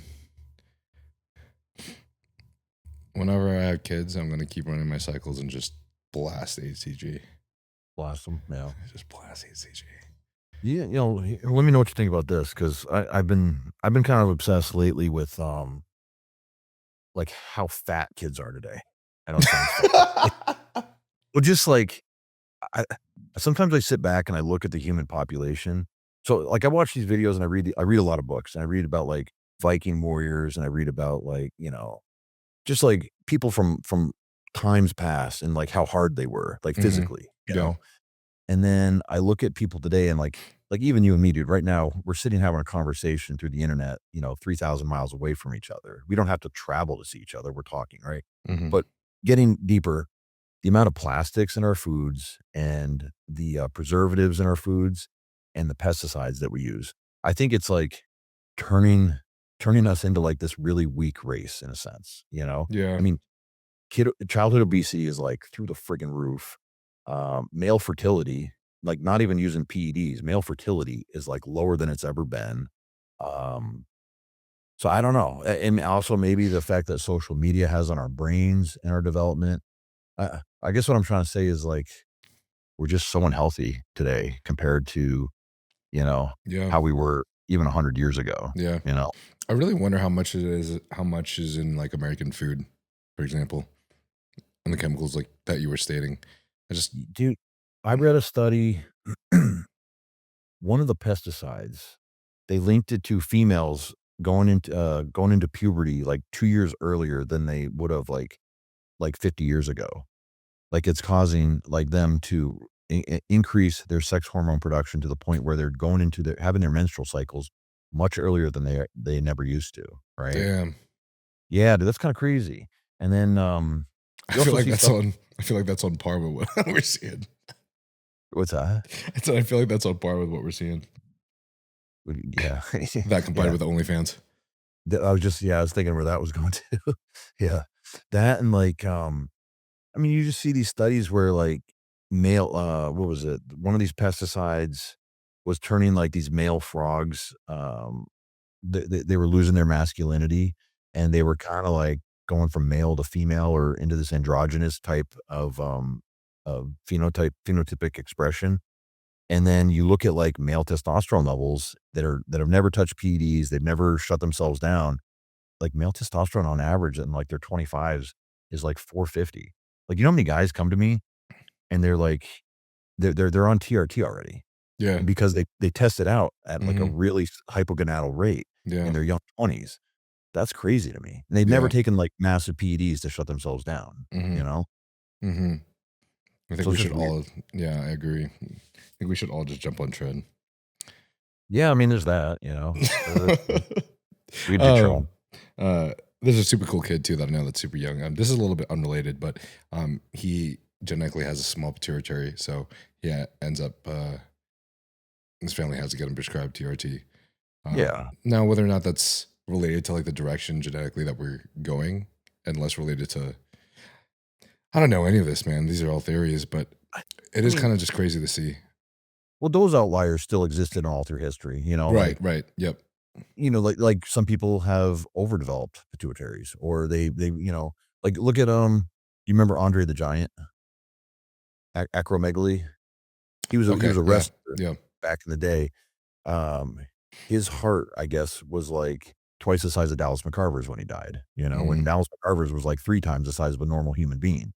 So like there's genetic, abnormalities out there that occur naturally in the world, Yeah, I just think there's a lot of things we're doing with, food products, with plastics, exposure to screens that are definitely like setting us back, you okay, know? yeah.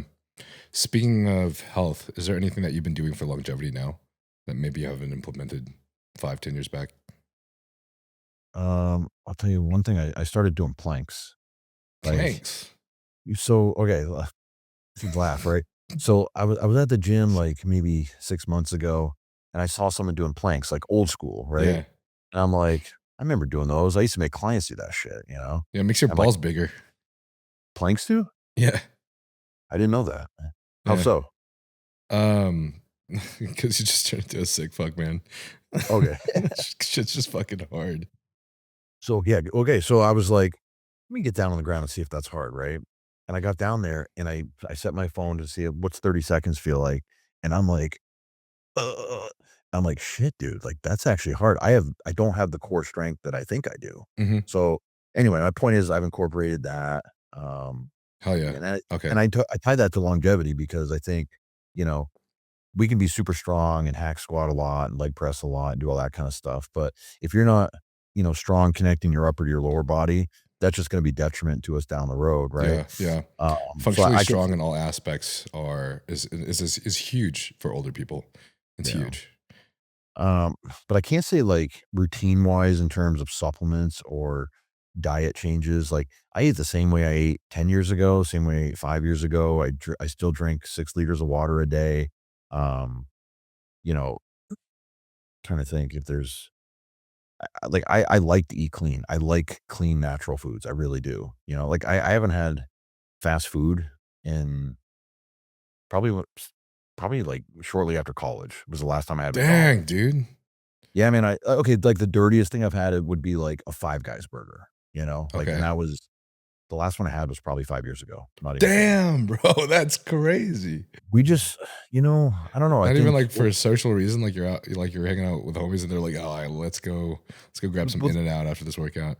nah, man. Nah. We don't have In-N-Out over here. But I gotta say this: I've been to In-N-Out in Vegas, so I did have it like in 2000.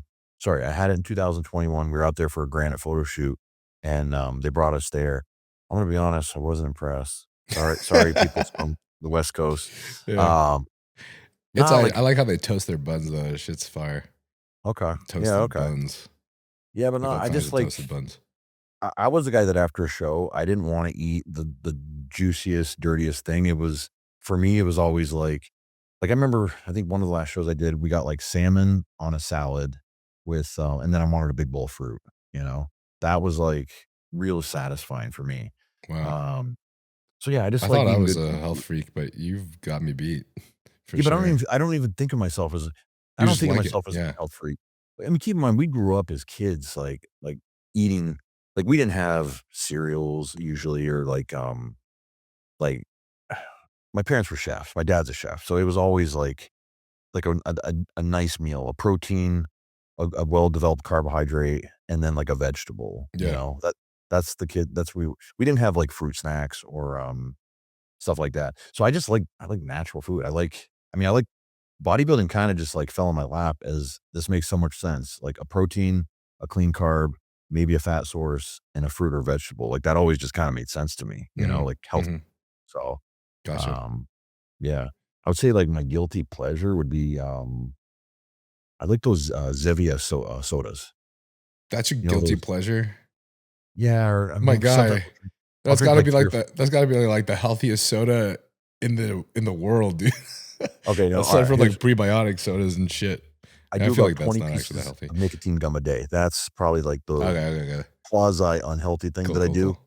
Yeah. I love nicotine. I've been I've been on nicotine since I was 13 years old. So, Yeah. um, Hey, I yeah, mean, it's a nootropic and it can be neuroprotective. So, that's how I look at it too. So right. I ignore the fact that it might be interfering with, glutathione reductase activity, and I just highlight the positives out of it. So, yeah. Wait, what happens? What is that activity? It's like is it a redox pathway or it has to do with, detoxification. So, nicotine interferes with glutathione reductase. So it doesn't, man, I used to know this. I'd have to look it up right now. But basically, like, it doesn't allow you to doesn't allow the actions of a free radical to escape, I believe. Oh So, shit. yeah. Fuck. Someone out there who's smarter than me, please comment and check me on Yeah. that. But at least I knew it like 20 years ago when I was in college. Hmm.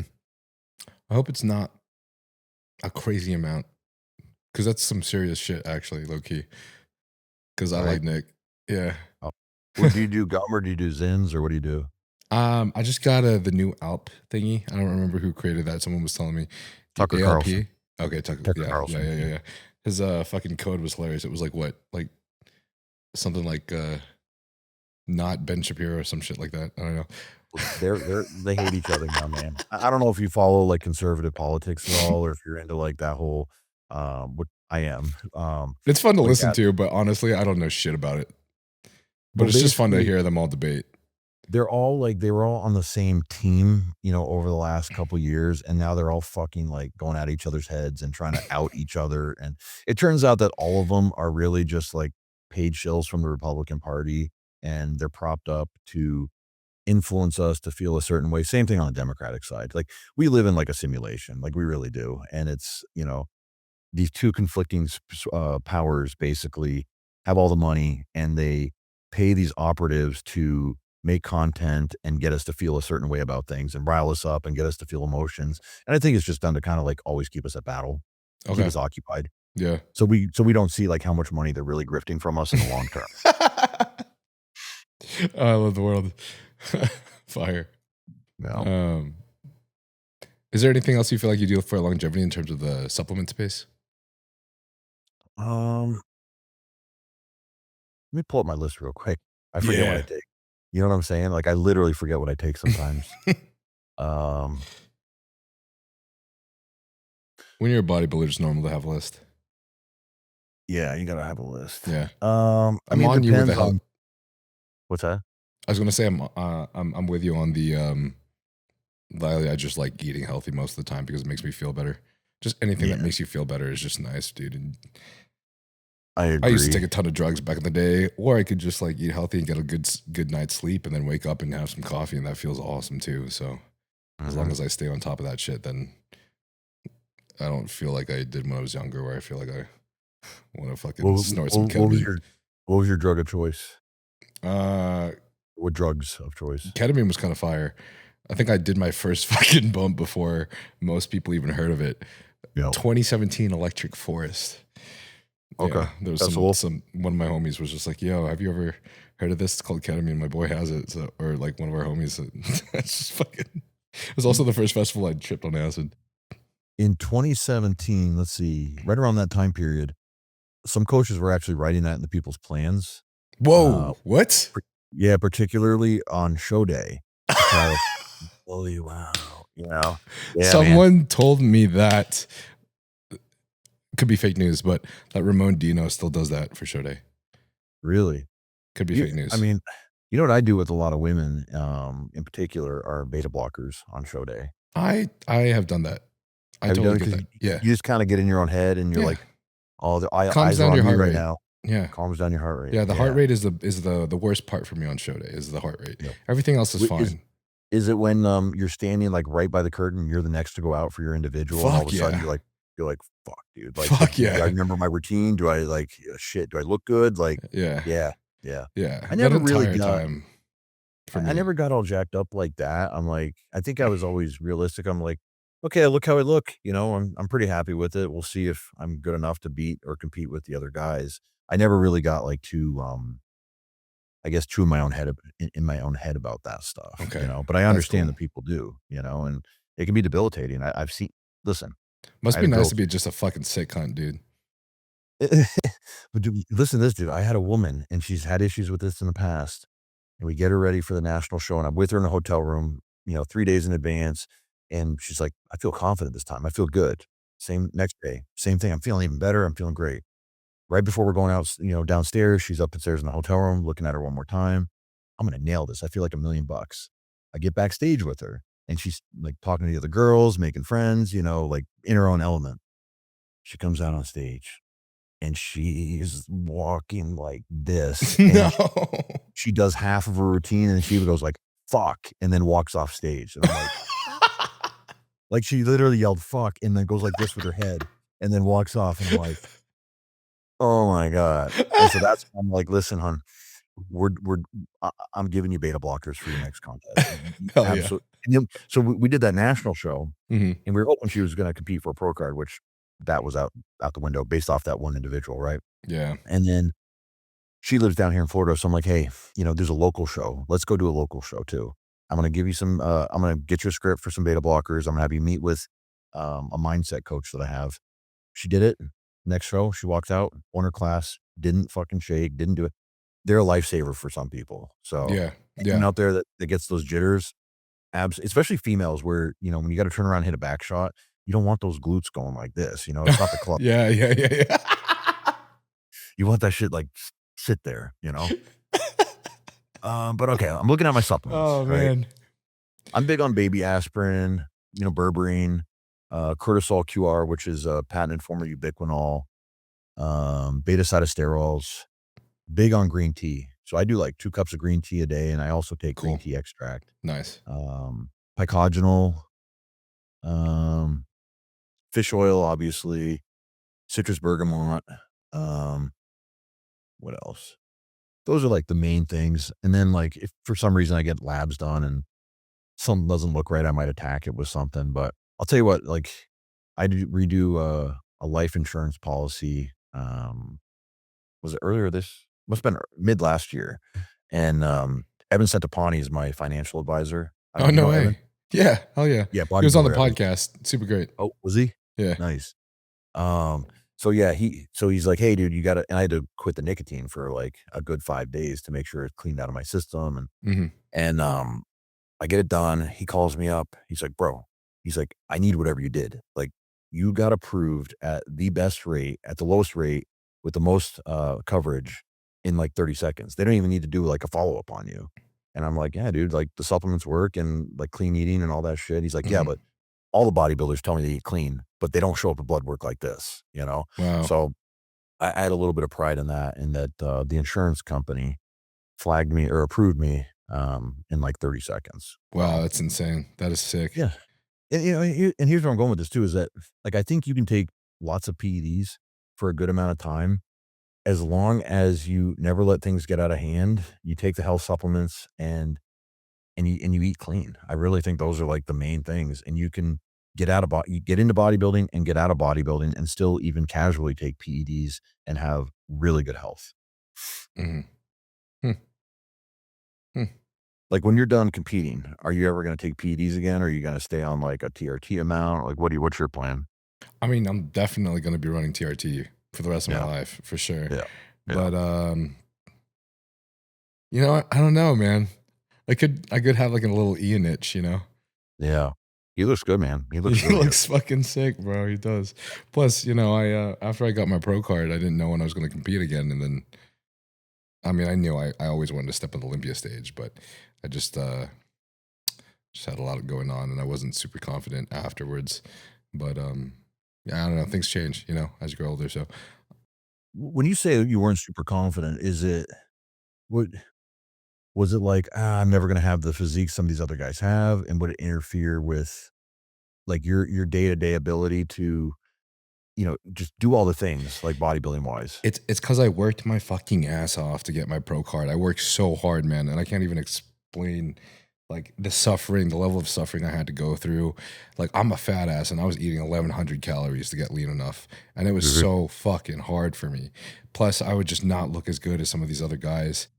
And then, a year later, after I get my pro card and like I figure things out, I'm realizing like maybe it would have been optimal for me to like eject my first fucking cycle, Yeah. So I realize now, obviously, now that I have this podcast, I've learned a lot over the course of the last few years.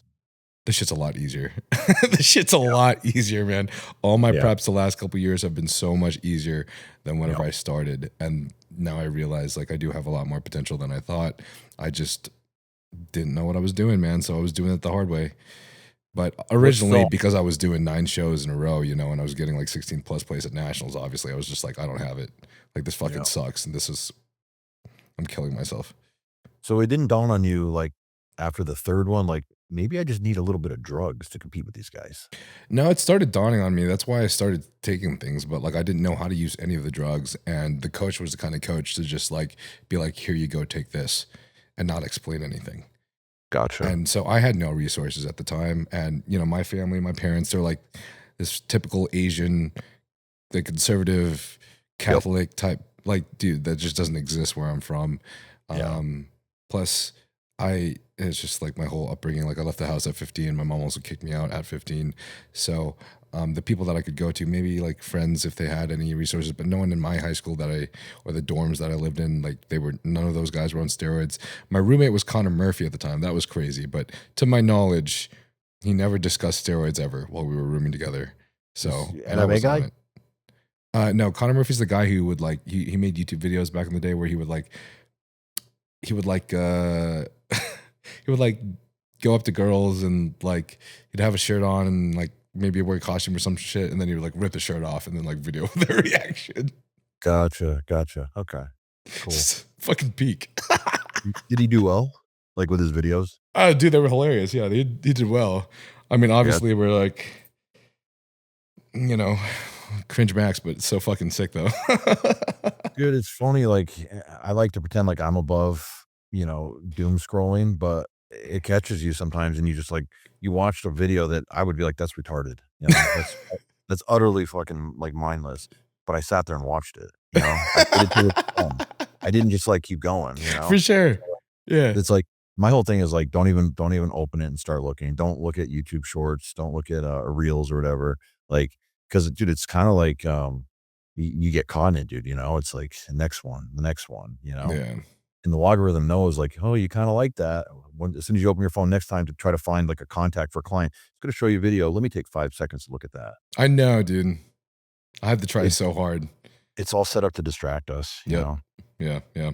It works. I've been training for over 15 years now, and I was too lazy to track anything training-wise for about the first 10 years because science-based training's for pussies. But I kept hitting plateaus from burnout, fatigue, joint issues, and injuries, and other factors that at the time I didn't really fully understand, realizing not everyone is built to handle the intense and same workload and injury resilience as Tom Platz and Ronnie Coleman, sad face. I wanted to speed run that shit, but the reality is dudes that have always known their body best are the ones that have been lifting for at least a decade. Shit takes a long ass time to figure out. I started tracking all my training on the Notes app on iPhone because I don't know what paper is. Until recently, I started using the RP Hypertrophy app. The RP Hypertrophy app spoon feeds you step-by-step workouts tailored towards whatever your focus is, or you can customize the workout yourself. Well-educated coaches have always cost $250 to $500 or more a month. I'm paying $500. That's like 10 bottles of testosterone. But if you're not competing or you don't have the money to spend, the app will adjust your program for you every week to maximize your long-term growth. It'll base this on your pump, how fatigued you feel, how your joints feel, and more. It takes in everything into account, none of which I took into account in college because the only accounting I did was counting how many dumpies were in my class. Look, there's a titty. If you don't believe in science-based training, you don't got to do no 3 RIR shit. You can just hoist heavy steel and track it, because we all know that the people who say that they remember their weights, sets, and reps every week are full of shit. IMO, there's a sort of middle ground where you track your progress and make sure all the variables are right in your food, sleep, gear, progressive overload, and then you go to the gym and slam those heavy PRs until your blood pressure is higher than Miley Cyrus. If you're still unsure, they've got a 30-day money-back guarantee, so if you still don't like it and it gives you a bad tan, you can get your money back. That way, when you compete at your next show, your tan doesn't cost you the first place that you so well deserve. So go to the link in the description below, or you go to rpstrength.com/Nile and use code Nile at checkout. That's rpstrength.com/Nile, code Nile at checkout.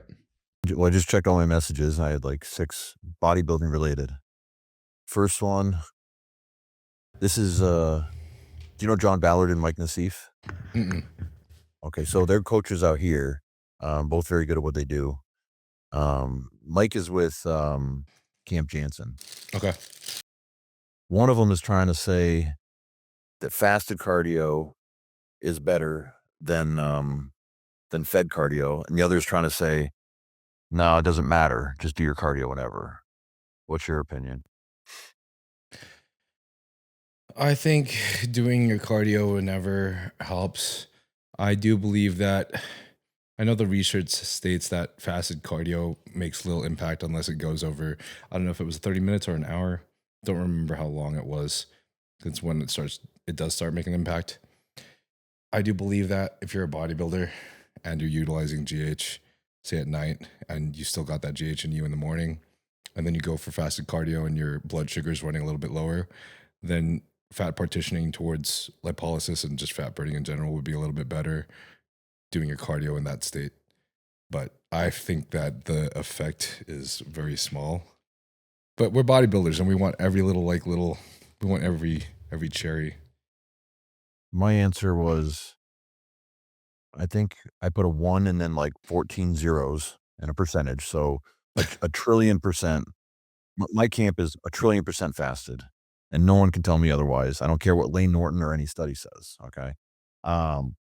I just think, and let's take growth hormone out of the situation. Okay. You wake up, you're in a fasted state. Your body is going to preferentially utilize more fatty acids for a fuel source. So here's another. Okay, if you only had 4 weeks to get in shape, you know what I mean, Mhm. and you weren't doing any cardio, well, I'll just say what I would do. I'm doing cardio fasted every day right from the start. Like that's what I'm doing. You know, Okay. uh, and I might have to do another cardio session later on in the day as well. But I'm definitely doing at least one session fasted, and that's where I'm getting the most bang for my buck. I had another one. A girl sent me a picture. I like that most bang for your buck though, for sure. Most bang for your buck, Because like, dude. dude, if you're gonna put in the effort, spend the time, we want to get the best. Yeah. I had another girl sent me a picture of a huge rash on her arm from melanotan 2. Mm. And melanotan 2 can cause, I told her, can cause histamine reactions. And looks like that's what she's having. So I'm like, take some Benadryl and cut the dose of MT2 in half. And yeah, doesn't hurt though. It looks kind of gross though. What else do Taking I a got? Benadryl during it is what I would recommend as well. It does help. Uh, But there are some people that I've seen get some fucking nutty reactions from GHKCU. Like obviously you had this small percentage of people that like just have the bad reaction. yeah. A lot of people get the itch at the injection site, but some people Yeah. like I feel like it's common knowledge. Fiona, I don't know. She got this crazy fucking dude. I don't even know what it was. Like they almost like felt like they had to take her to the hospital. It was so bad. Did the skin okay? Because I've had this happen with an injection of Mot C maybe 6 or 8 months ago, Mm-hmm. and bottle I'd been using, no issues with it up to that point. I took an injection, and within 5 seconds, I watched the skin, like, almost keratinize and harden and raise, like, a good, like, I don't know, like a millimeter or 2, Mm-hmm. and it was like this hard, like, raised shell and it lasted for, like, an hour and a half. Like, I went to the gym, and I was training at the time with, do you know Mel Brodsky? Mm-mm. Melbro, she's a figure pro. I go to the gym, I'm like, "You wanna see something weird?" And I'm like I pull my shirt up, and she's like, "What the fuck is that?" 'Cause it looked like a fucking alien creature coming out of my stomach. I'm like, "I don't know." I took a Benadryl, so we'll see what happens. And then, 45 minutes into the workout, it was almost completely gone. Nice. But, yeah, it was like this one, it was weird because like, the skin texture felt completely different for, like, 45 minutes. It was interesting, you know? That's so funny. Huh. Yeah. Yeah, shit's weird. I never worried about stuff like that, like, side effects or shit like that. It's like, wait a minute, like, think about it for a minute. It's just a skin reaction. You're not dying, like, you could take a whole bottle of Motzi. You're not gonna fuck yourself. You're not gonna kill yourself. Mm-hmm. Um, but yeah, Mm-hmm. people like, you ever get these messages? You coach people, right? No, I used to a Oh, long time ago. good for you. Um, no, but like you get like the like, oh my God, coach, I took, I injected this much of a whatever peptide and like now it's itchy. Do you think I need to go to the hospital? And it's like, if you want to spend $1,000 for nothing for them to send you home with, an antihistamine, please, by all means. But no, just go to sleep. You'll wake up and it'll be gone. You won't even know Yeah, what I happened. agree, dude. I fucking hate the ER, man. Oh, The American system for ERs is just so fucked. You just stay there for 6 8 hours, get billed $1,000, dude, I haven't been to a thousands. doctor or I'm in the hospital or the doctors and since I had my hernia surgery like 18 years, 16 years ago. Damn, dude, that's crazy. Yeah, man. I don't use doctors. I don't trust a lot of them, I mean, you're also, dude, you have an excuse though. You're on top of your health and you know exactly what you're talking about. So I yeah. wouldn't recommend that for a lot of people. Yeah, because here's the thing, dude, like you because I talked to some GPs, and like Mhm. they're not even on the level. They're not, I would say, on the level of like the average bodybuilder health enthusiast in terms of I'm just trying to like they know how to read off a script, I feel like, and send you to someone else, like a specialist. It's like, well, if I need a specialist, let me just talk to the specialist. I don't need to waste $150 and 2 hours of my time to like get you to open the gatekeeper door to send me to a specialist I really need to see, Mhm. That's just kind of my take on it. So like I see doctors for surgeries and for that kind of stuff, but that's about it. This is someone who, I mean, I took the MCATs. I was going to try to go to medical school, years ago. But yeah, no, I'm not very impressed with our medical system today. Yeah, I'm not either. Okay, let's ask this Q&A. Okay. Aaron Bounds asked, what was your favorite workout with John Meadows? My favorite workout? Shit, dude. You know what? We had a really good back workout up in Maine one time. We were on the road doing a seminar in like a Granite Supplements store opening. And it was we did what did we start with? We started with dumbbell rows, and then we moved to cable rows, and then we did assisted pull-ups with those bands, you know? And then what the hell else did we do? Then we did shoulders actually. And the crazy thing is we came back in the next day and we trained shoulders again and did arms. And then the third day we came in and we trained arms again. So like we did the same body part a day later, but then like really went deep on it. It was kind of interesting, you know? I went home like sore as fuck, dude. Like I was in rough shape after that. But honestly, we've had some really good leg workouts. The leg workouts were obviously, you want to impress John, you know, because he's a super tough guy. But yeah, we had a lot of good leg workouts. Well, here's one actually that we did. Do you know Justin Randall? Mm-mm. He's a 212 pro, and he's a judge over in the NPC Northeast now. So he's like Steve's right-hand man, and judges a lot of the shows. Like he'll actually be test judging the New York Pro this weekend. But anyway, he's one of my best friends. So we got together with John, and we get to this gym, and they had 4 different line hamstring curl machines, right? And John's like, I can't figure out which one I want to do. He's like, so we're going to do all of them. And so we did like a big long superset of like line hamstring 1, line hamstring 2, 3, 4, like 8 to 12 reps of each, just one in a row. And we did 4 rounds of that. That's So so like our fire. hamstrings were just fucking loaded with blood, right? That's fire. And then we did a leg press set into a leg extension set. So like imagine doing, and it was like maybe sets of 10 and then, you know, 20 leg extensions. But then we did the last set was like a 30 rep drop set into a 50 rep leg extension set, with some drops involved.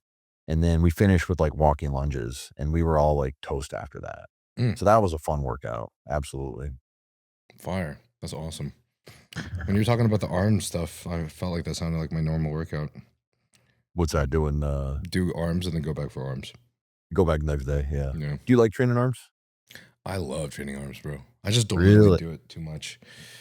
But I hate training arms. why? See, I don't mind like the hard work burn of like doing hack squats or leg presses Mhm. in the legs, I guess. I hate, you know, I don't even mind the burn on my triceps. I fucking hate the burn on the biceps. Really? Yeah, for some reason, like Surprising. I like the pump. Don't get me wrong. I like the pump. I like Yeah. the effects. I don't like the work, you know, when it comes to the arms. That's funny. Yeah. Okay. Yeah. Fight about my arms always sucked, but yeah. Interesting. I just want to get big ass fucking arms, man. Like It is cool. Like- it is cool. the competitor in me, like that wants to win, wants me to like focus on my chest and my lats and my mid back right now. Yeah. Yeah. None of the judges ever said I need to improve my arms. But I hit arms like- twice this week. So Already, fuck. holy shit. It's only Wednesday, dude. Exactly. John Meadows style. That's crazy. If I'm gonna be serious, I did chest and arms on Monday, and then today I did back, shoulders, and arms. So Okay. yeah. Yeah. What are you doing? Like maybe 1 or 2 exercises for arms each time? 2 exercises for each. Well, sometimes when I do biceps, I just stick it to the fucking dumbbell curls, man. Yeah. It's like So about the same. how do you like training arms? Because like I get in not arguments, but conversations with people I respect, and they're like, you should do your full biceps before you do your triceps, or some people believe you should do all triceps before biceps. What? My thing is, dude, I absolutely love, this is where I do like training arms, where you do like a bicep exercise right into a tricep exercise and superset. And then you do like 4 sets, and then you do like 4 different exercise setups of that. To me, that's like you're in and out in 35, 40 minutes, and you got Yes. a crazy pump, Yes. and you're not getting hurt. Yeah. I love that. I think Yeah, it's the okay. best. 1000%. Yeah. I every time I do bis and tris in the same, I always superset them. Yeah. Every fucking time. Isn't it almost suck to go back to just train biceps on their own for that day or triceps on their own for a different day? Because you're like, what do I do in between the times that I'm doing my bicep sets? It's funny. I mean, honestly, I always find a place to superset something. So Yeah. even on those days like chest, shoulders, and tris, I'm supersetting lateral raises and supersetting the tricep exercise. Gotcha. But Yeah. I do love that bi tri superset. It's just fucking juicy, man. I like that pump. I do like that. Cal Hell, I'm not even gonna say this. Sorry, brother. Cal asks best pre and post workout insulin protocols. My carbs are 900 grams, 6 meals a day. Wow. Okay. 350 protein, 70 fat. So I would say he should probably allot, 150 grams of carbs pre, 150 grams of carbs post, and 100 grams of carbs intra. And I would probably be shooting 100 grams of carbs intra? Yeah. And what kind? Doesn't matter. Highly brain cyclic. No, it definitely matters. Okay. Highly brain cyclic dextrin, right? Because you But- want the. I do have one question though. Yeah. Do you ever see people running into gut issues with 4 scoops of highly branched cyclic dextrin? Absolutely. Okay. You can. Because Absolutely. I did. You did? I did like 2 weeks ago. It's kind of Yeah, you what- absolutely can. I mean, just because a high molecular weight carbohydrate with low osmolarity, like that should be better for your digestion, but there's limits to it, right? Like Mhm. maybe you can handle 65 grams efficiently. And when you start to push towards 70, 75, all right, I feel a little full. You get to 85, 90. You're like, dude, this isn't fun anymore. You get to 100. You're like, dude, I don't want to train. I'm just too fat and bloated. Like I'm watery Yeah. and bloated right now. Yeah. Right. Mhm. So there's limits to everybody. I mean, the most I've worked up to is 150 grams of carbs, intro workout with 15, 16 units of insulin. I was okay. Did I feel better doing just 50 grams of carbs or 60? Absolutely. Cause you got to think you need the right amount of fluid volume to dilute the carbohydrate so that your body can absorb it efficiently without pulling blood from your exercising tissue and sending that mixed signal of, am I in parasympathetic to digest or am I in sympathetic to train and work hard right now? So you don't Yeah. want to confuse your body. So this is just literally like using myself as an example. Mhm. Like he might find, like as you just pointed out, that doing 100 grams of intra-workout carbs makes him feel water and bloated, and he just doesn't even want to train. To me, Mhm. that would be a detriment. But like 150 pre, 150, 200 grams carbs post, and then maybe 10 units of insulin pre, 10 units of insulin intra, and 20 units of insulin post, I think would be a good strategy there. And then I would go a little bit lighter on the carbs on like meal 1 and 2 and be a little bit more back heavy on the carbs after training. That's usually my approach. Other people, they like to feed for the workout. I like to replenish what we've already done based off the stimulus. What about both? Nothing wrong with that. I'm saying, let's just say, okay, we said 900 grams of carbs to work with. Is that what we said? Yeah. Okay. So let's say 150, 250. So let's say 450 grams of those carbs are centered around the pre, intra, and post-workout window, right? Mhm. So that's Mhm. half of them. Mhm. All right. And let's say that workout is at like in between meal 3 and 4. All right. Which means you still have meal 5 and meal 6 post-workout. I would make those higher carb meals than meals 1 and 2 is what I'm saying. Okay. Okay. So you're Cool. still feeding before, you're still feeding afterwards. But Yep. yeah, that's just kind of my approach for sure. Makes sense. Yeah. Training with DH asks, would you ever step back on Masters Pro stage? Because you definitely No. should. No, I'm not good anymore, man.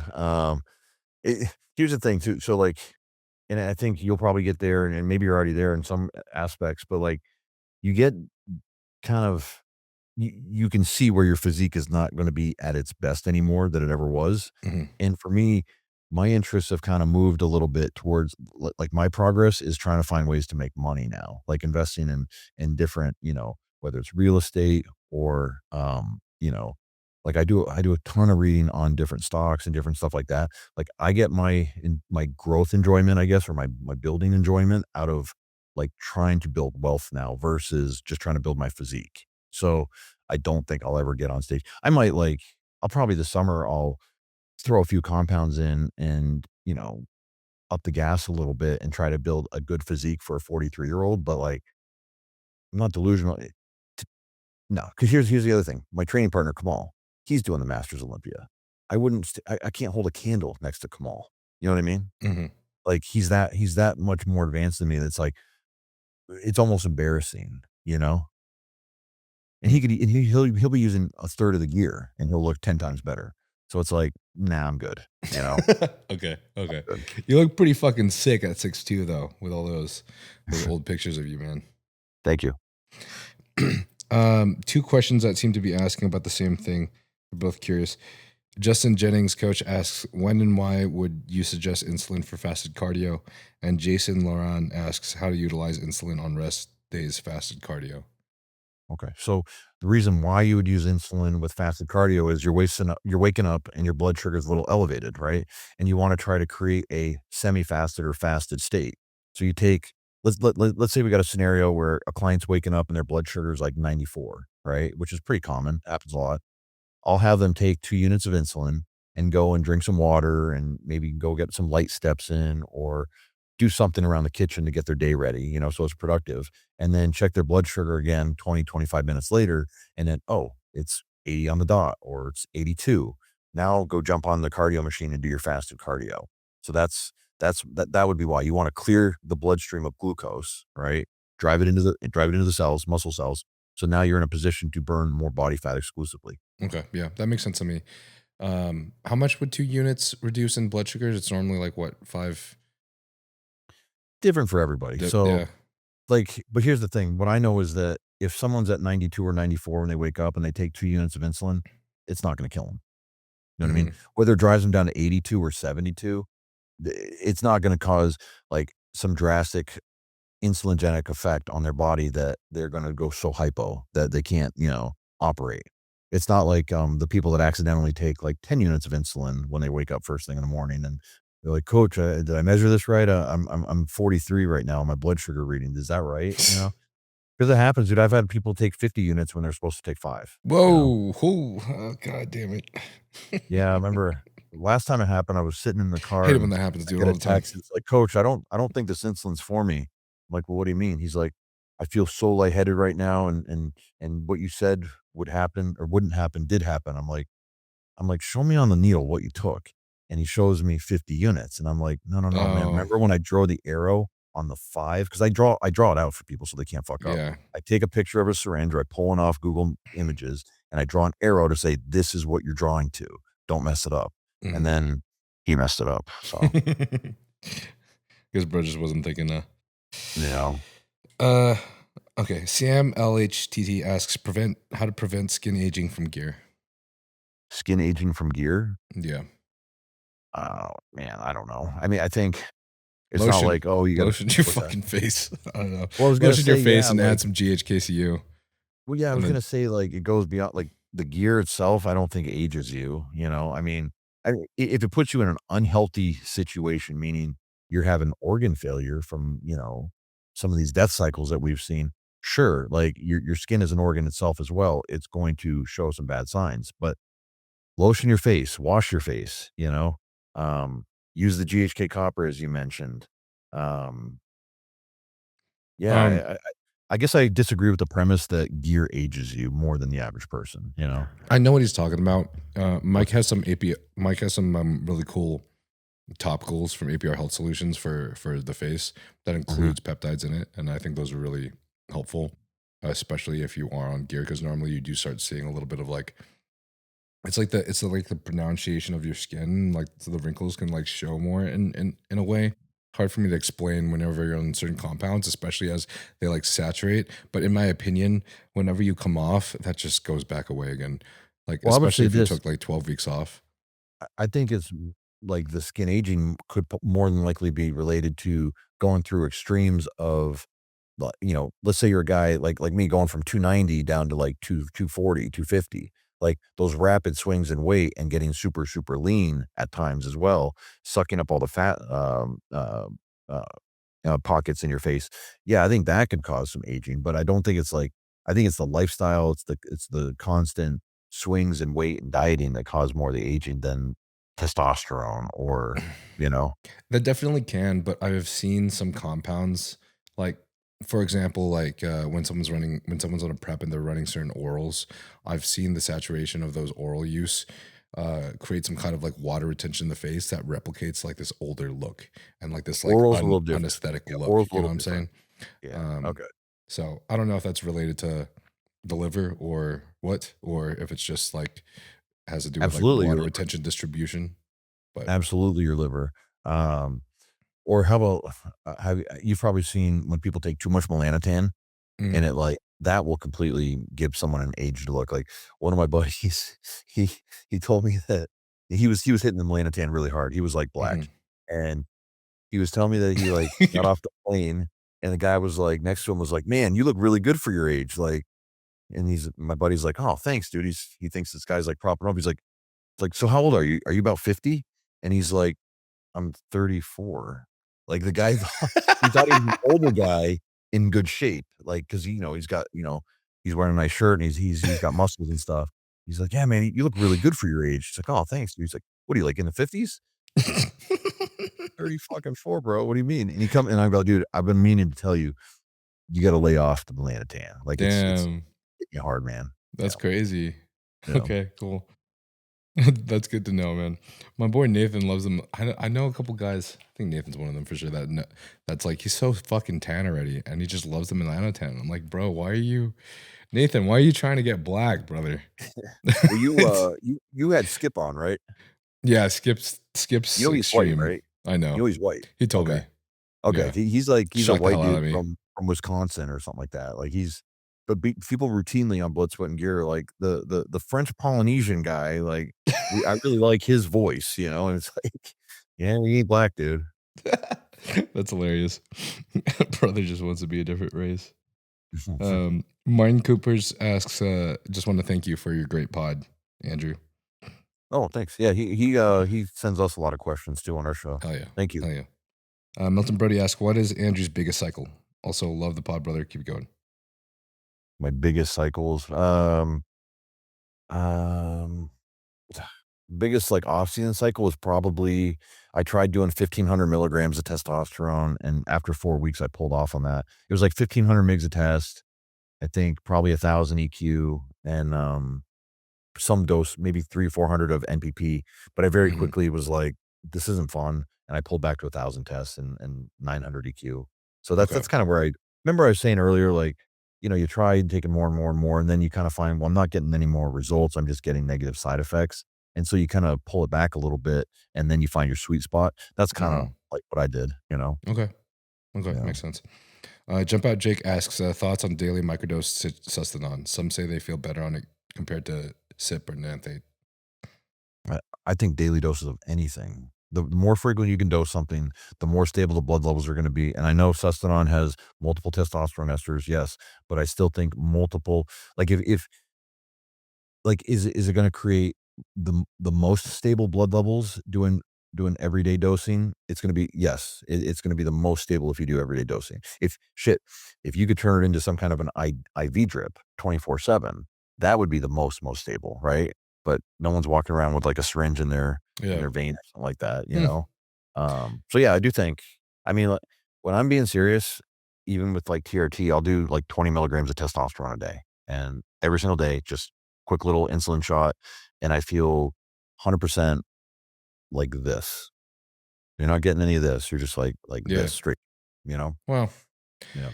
You're the I'm big first. on Well, I was gonna say I'm big on prep clients doing daily doses, daily injections as well. So Mhm.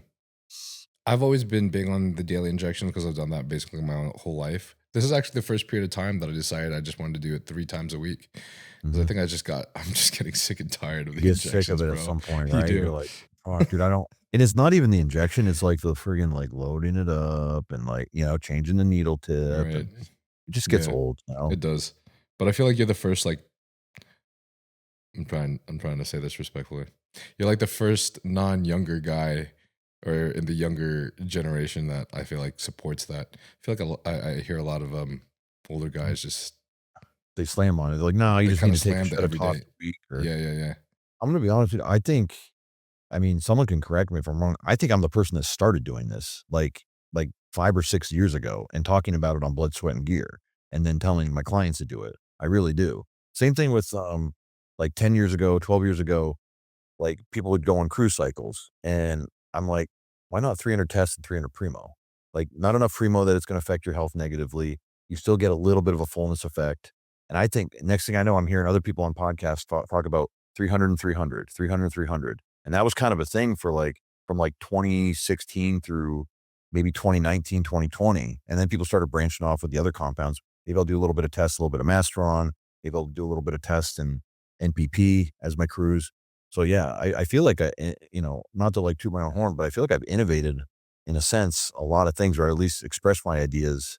And then I've heard other people catch on to them and use them themselves as well. You know? Yeah. You got to trademark it like Skip. Be like berry loading. Yeah. The only thing is that I also believe that there's like people don't have ideas. Ideas have people. You ever think about that? Yeah, I do. You know what I mean? Like the Rice Krispie pump. You heard about the Rice Krispie pump, right? Yeah. Yeah, I think Phil Viz was one of the first people. We were just Viz having that was big on discussion that, yeah. together. And then there was the Pop-Tart pump, I and think then there was maybe Chris Bumstead made everybody start wanting to do it now or something. I don't know. Yeah, no, you're right. Absolutely. I just remember being in college and me and my boys would do that. So Phil has been around for a long ass time. Makes a lot of sense though, too, right? A very easy to digest carbohydrate source that you can keep in your pocket at any time. Like, makes sense. Plus it's fucking gas, dude. You know what? I will say this, we're talking about not eating junk food. I went through tons of Rice Krispie treats over my lifetime. So hell yeah. I'm actually the same way. Check this out. Dude, you've had like 4 of them since we started talking. Hey, no, that's not true. This is the same one, bro. You eat it that slow? Well, to be honest, now that it's past my workout window, I'm not even eating it. I'm eating a fucking apple. But dude, I was like, it's still within 2 hours of my workout, so I was like, fuck it, I'll smash some more during the podcast. That's funny. I'm a little bit neurotic when it comes to like my meal timing and shit. Yeah. But I'm the same way. Like I don't really smash fast food, but around my workout window, dude, I will just have sugar, bro. Fucking have sugar. And I'll enjoy it. Sense. I love sugar. Yeah, that makes sense. Are you a Ninja Creamy guy? Oh yeah, but I haven't done that in so long for some reason. I think it's because now that I'm in my bulking phase, I kind of the food volume save it for like when you're in prep or something. Or? Yeah, I don't need it right now. The food volume's kind of hard on me. I'm already like full all the time. Gotcha. So we love the Ninja Creamy at our house, and I resisted it for a long time. I was like, "There's no way that tastes anything remotely like ice cream." And she talked me into getting one like 2 years ago. And I don't think we've gone a day without it. Put it this way. That's awesome, bro. One of ours broke. We had one that broke like maybe a month and a half ago after, using it. We ordered one and had it Amazon, like made sure we paid extra to have it shipped. So it'd be there the next morning so we could make sure we had it the next night. That's how much we love the Ninja Creamy. That's awesome. So, legit. Yeah. Sorry, there's a lot of questions. I just want to make sure that we get the good ones. Yeah. Built by Brecklin asks, how pale do you feel when you're next to Skip? Yeah, we'll just talk about it. It's two white guys and a black guy on the show, and I'm probably the most pale right now myself, which is funny because I'm outside in Florida at least for a couple minutes every day. Yeah, but I haven't used melanotan in like years. Maybe I'll try it some again. Yeah. Seven Berudo asks, does insulin pre-post workout timing dose change the use of GLP-1s because of gastric emptying? Certainly can. But so here's the thing also is that like any answer I give, it starts with like depends, because like I might start a protocol with you and then I might start a protocol with like Skip. Mm-hmm. You guys have vastly different physiologies and vastly different responses to both Retta and insulin. Mm-hmm. And you might be in different levels of insulin sensitivity at the time of the year. So it's like, you can't just give a blanket response. But what I would say is start low on both. Okay. And try something that makes sense on paper to you and then monitor. And then you can titrate one up or the other, like it depends. Like, are you using Retta to completely blunt your appetite? Are you using it for just a little bit of an insulin sensitivity effect? Yeah. Like what's the reason? Right. You know what I mean? So it comes down to depend. My personal opinion though, is like if you're using insulin pre and post workout, you're normally going to be using a lot faster acting carbohydrates. Oh yeah. I mean, some of these guys do want to slam some of the more volume stuff and eat some rice and shit. But me personally, I'm slamming some sugar, dude. So I don't think it, I think the effect is a lot a lot less. I think the best thing you can do is a mixture of some medium complex, but then like a good amount of sugar, you know? Mhm. Like one of my favorite post workouts that I used to do with insulin was I would do a protein shake with you ever go to Trader Joe's and get like those microwavable rice bags? Like they're like this red bag, maroon bag, and there's 3 of them in there. Each bag has like 92 grams of carbs from white Okay. rice. Okay. But that white rice digests so quickly, it's almost like a Hmm. Rice Krispie treat, right? Fuck. But what I would Okay. do is have that, and I would squirt like 60 grams of honey in there, salt, and then, I would cut up a banana and throw in there too, and just mix it all together in this bag, and I would Nice. just, like, eat it like a squeeze gel or something Wait, like do that. that movement again. Yeah, good. Pause. I learned that from the kids at the gym. He said something, and he's like, "Pause." I'm like, "Why do you keep saying that, dude, after everything I say?" Why do you He's keep like, saying that? he goes, "You keep saying gay stuff." And I'm like, "What?" Like, he's like, back in the day, your generation used to say no blank, you know?" I'm like, "Yeah." He's like, "Well, now you're supposed to say pause." And I'm like, "I don't know why, but okay, like, cool, I get it." I don't know, people probably thought we were retarded back when we used to say stupid shit too. So, No cap, bro. Fuck. Will Cody 41 asks, I keep ending up watery on show day. How do I push water out properly? Are you watery or are you fat? Well, I mean, that's are you not in shape, you know? Because here's the thing, I've never seen an athlete that we got bone dry peeled, like shredded out of his mind. It really almost didn't matter what we did over the last 4 days, like, because they were like, in such great condition, we could over push you, we could push too much water, we could pull not enough water. They ended up looking really, really good on stage, and Mhm. watery was not one of the things they looked. So, I would say, "Hey, I think you need to get to a little bit better conditioning than you've ever been before." Mhm. And, I would need to know more of the details too of the protocol. Like, are you pushing too many carbohydrates? Because a lot of times when you're watery, you're just eating too much food and you spilled. All right, I'm checking bro's physique. Um, Dog is pretty goddamn lean, in my opinion. Is he? I mean, I feel like, I don't know about his actual stage Okay. physique, Sure. but like some of the shit that he has, he looks he Okay. looks like he gets decently So lean. so then here's what I would Um, tell. maybe, yeah, I don't know what his carb up is looking like. He didn't write that Well, down. well, So, let's say he is peeled, but he's just fucking everything up over last week, right? I would say do whatever you're doing leading up to the Saturday before the show. Like sometimes the peak needs to be anticlimactic. You know what I mean? The mhm. peak literally needs to just be a, bring your lunch pail to work kind of day and do what you did every day last week. Maybe top your carbs off 20% off the day before. Don't change your water. Don't change anything else. There's like me and Tuttle talk about this all the time where half the times that we peak people and they look amazing, it's literally like we didn't do anything but give them just like one extra carb meal and pull their water back 20% the day of the show. Like that's literally it. No diuretics, no, we need to fucking blast you with food. We need to deplete, like none of this peaking process that everyone thinks that they absolutely need to do. It's really just keep it very simple. If you look great the Saturday before the show, let's just do more of that. I like that approach, honestly. I do. Um, I feel like we could talk about this for a long time. Maybe we'll save it for another podcast. I Yeah, have some definitely. thoughts. You know, Yeah, definitely.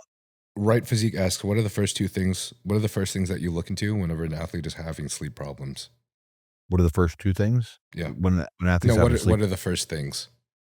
the first things when the athlete's Yeah. having a sleep Sorry, problem. I always stutter because I'm trying to change the tense. People always say like, what are the first things he looks into? And then I always Gotcha. switch it whenever I'm like telling you the question. Gotcha. Okay. I So mean, first thing why are you having the sleep issue? Is it like a cortisol issue? Like, are you waking up? Are you going to bed fine, but you're waking up every night at like 2:30 in the morning, and you're wired for like the next 35, 40 minutes, or even you can't go back to bed. To me, that's a cortisol issue that's spiking way earlier in the evening or morning, depending on how you look at it. It's spiking way earlier than it should, and it might even be like a flop circadian. So to me, it's like the answer is going to be rest and digest, meaning you need a deload.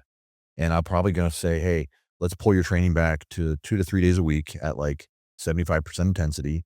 I want you to establish a solid bedtime. I want to probably add in some KSM 66 and other adrenal supplements. If you're doing cardio, we're gonna pull it. I'm probably gonna bump your carbs up maybe like 40 to 100% in that last meal. So if they're eating 50 grams for that last meal, I might double it to 100. Um, and then the other thing I might look for are what are the compounds you're running? You know, are you running Trend, bro? Are you, you know, like, are you running 50 milligrams a day? And then maybe you do better with 20 milligrams. Those are usually the main things I think of are stress and then compounds. Okay. Cool. I feel like this is going to be a quick answer. Genovi Nava asks, is the best choice to complete naturally first before hopping on PEDs? He's 20 years old.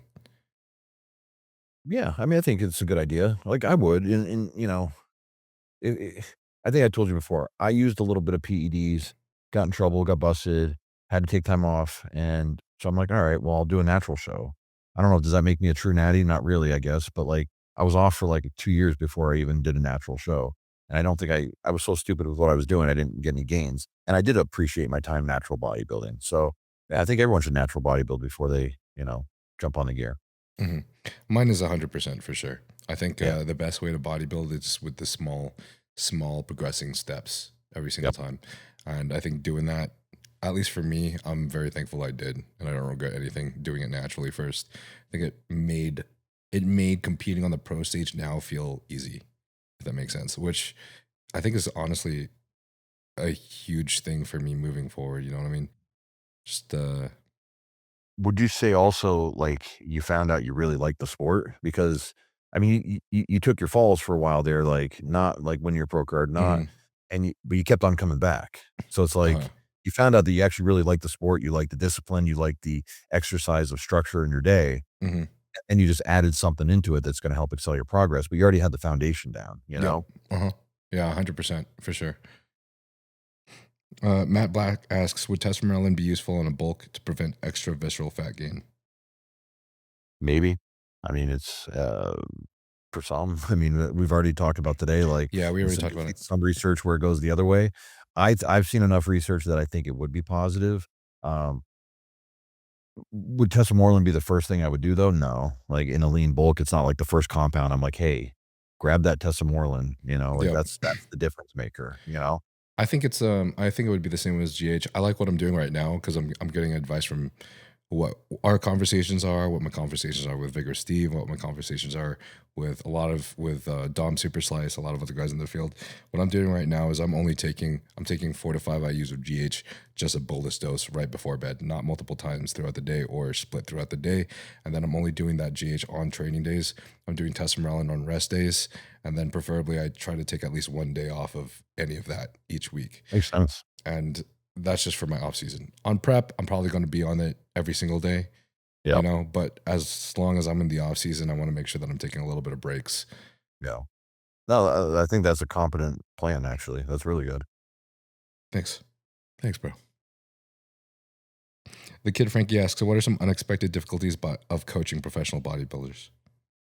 Some unexpected difficulties. I mean, it's the same difficulties with anybody, but I think sometimes some pros, like things have come easier to them. And at times when things actually do get hard, they don't have maybe the grit that an amateur or that someone who okay, here's a prime example. John Meadows, it took him 17 tries to get a pro card. Do you think in that time frame to get there, he saw everything. He saw every roadblock he could possibly get through, and he found ways around it. Okay. Versus say, who's that kid, the 20-year-old kid who's competing for a pro card soon? He's 290 right now. I'm talking about he's from overseas. He's put on 88 pounds this offseason. Yeah. I know who you're talking about. The one he could like not fit into classic.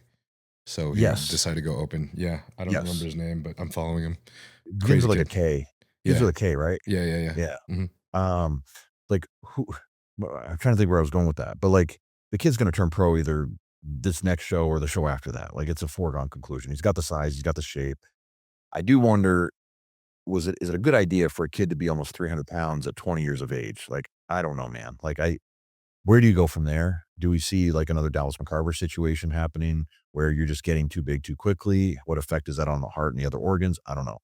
Um, what was the original question so I can tie it back in? I'm sorry. Um, I totally forgot now. What are some unexpected difficulties of coaching professional bodybuilders? Okay, so my point is, sometimes like if things don't just come so easy for them, and maybe like they don't understand like the where they are in their prep, where they are in their life. Maybe they've taken on several businesses, or they're now coaching athletes themselves. So like they're not just their only priority, and they're finally reaching their first roadblock. I think it's coaching them through that sometimes is the issue. Sometimes getting them to pay is the issue. No, that's Uh, crazy. No way. dude, like there's I'm listen, sorry. I could give you I- so many stories, and I'm Okay, not we the don't only have to go one, there. dude. There's so many coaches that could give you so many stories of the sob stories, and of course, you get turned on by, okay, I got someone with elite genetics. I want to really help them. I want to see, I want to flex my skills with a Ferrari instead of, the Ford down the road, that kind of thing. Um, oh, here's the other thing, is pros have a hard time, I think, accepting, especially if things have kind of always come easy for them, that there's other really good athletes out there and that they might not win, if that makes sense. That like they can do everything right. They didn't cheat on their diet this time, even though they did last time, and they still looked amazing. They won their pro card cheating on their diet. They could compete and not win the show. And it's like, but I did everything right. And it's like, yeah, but so did everyone else too. So did the other guys. And I think understanding that at this level, it's literally a game of genetics, and it's a game of genetic mastery. Because I always say this, like at the Olympia level, out of your open Olympians, there's only like 5 or 6 guys alive at any one time that could be Mr. Olympia bodybuilding, right? Meaning whether it's Andrew Jack, Derek, Hottie, Nick, because they carry the requisite size, they have the right structure, they can get into the right kind of conditioning, and then they don't have the weaknesses that maybe. Let's take an example of like another good competitor that's competing this weekend in New York, Mike Crizzo. He'll never be Mr. Olympia. He's got crazy size. He's got crazy, conditioning, but his physique doesn't have the insertions and the beauty that, say, a Derek Lunsford's physique does. The aesthetics. So that's where I'm going, is that understanding that there's genetic levels to this level, and you just might not be one of those card carrying members. Okay, gotcha. Beige and Z asks, the Think Big trifecta. Keep smashing it now. Your pod has been life changing for me. Thanks, brother. That's cool. Yeah, he also loves y'all. That's awesome. Biscuit Wheel asks, do you regret actions that led to getting arrested, or would you do it again? I mean, not really. Knowing that I got out of it, like, in pretty good shape, and it's technically expunged, in a sense. And also, it's not like I did something stupid and then got caught. It's someone ratted on me. So that's like the dirty, like that's what's messed up to me. Um, but I guess, I mean, it's easy to say now where I'm at today. It hasn't negatively affected my life down the road. Like, y- the only thing I've had a hard time with is getting a suppressor for one of my firearms, that kind of held me up, but that's about it. Okay. Mm-hmm.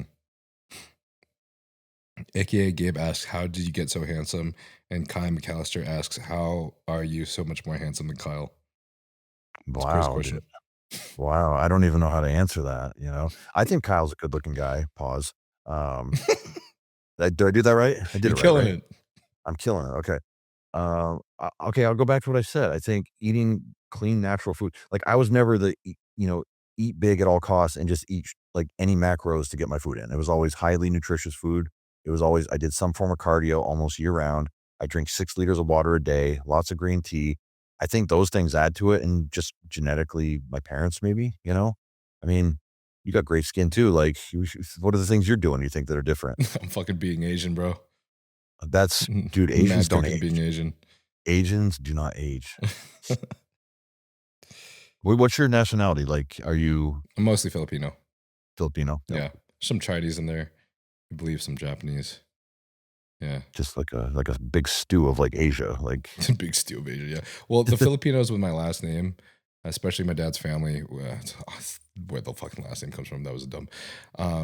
They just look very Japanese, and it would make sense because of World War II. gotcha. But when I get my 23 and me, a big percent, there's a percentage of it that says it's Chinese, which is like very interesting. So I don't know. Okay.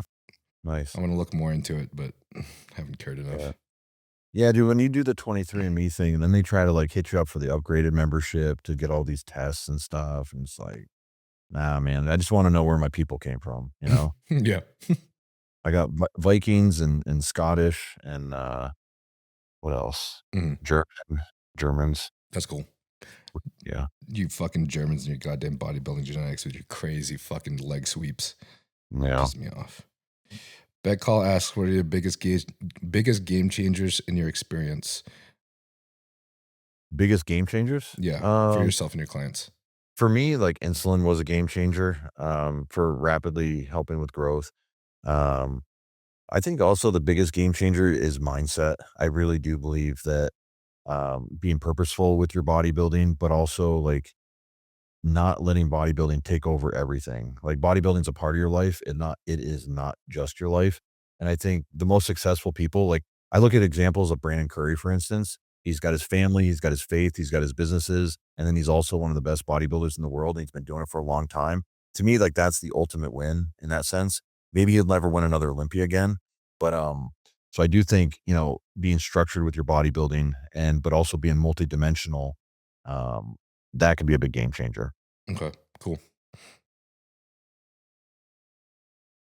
I like that you said that because he has at the very end also asking like not drugs. What other game changers did you have that are not drugs? So I think that's a great answer.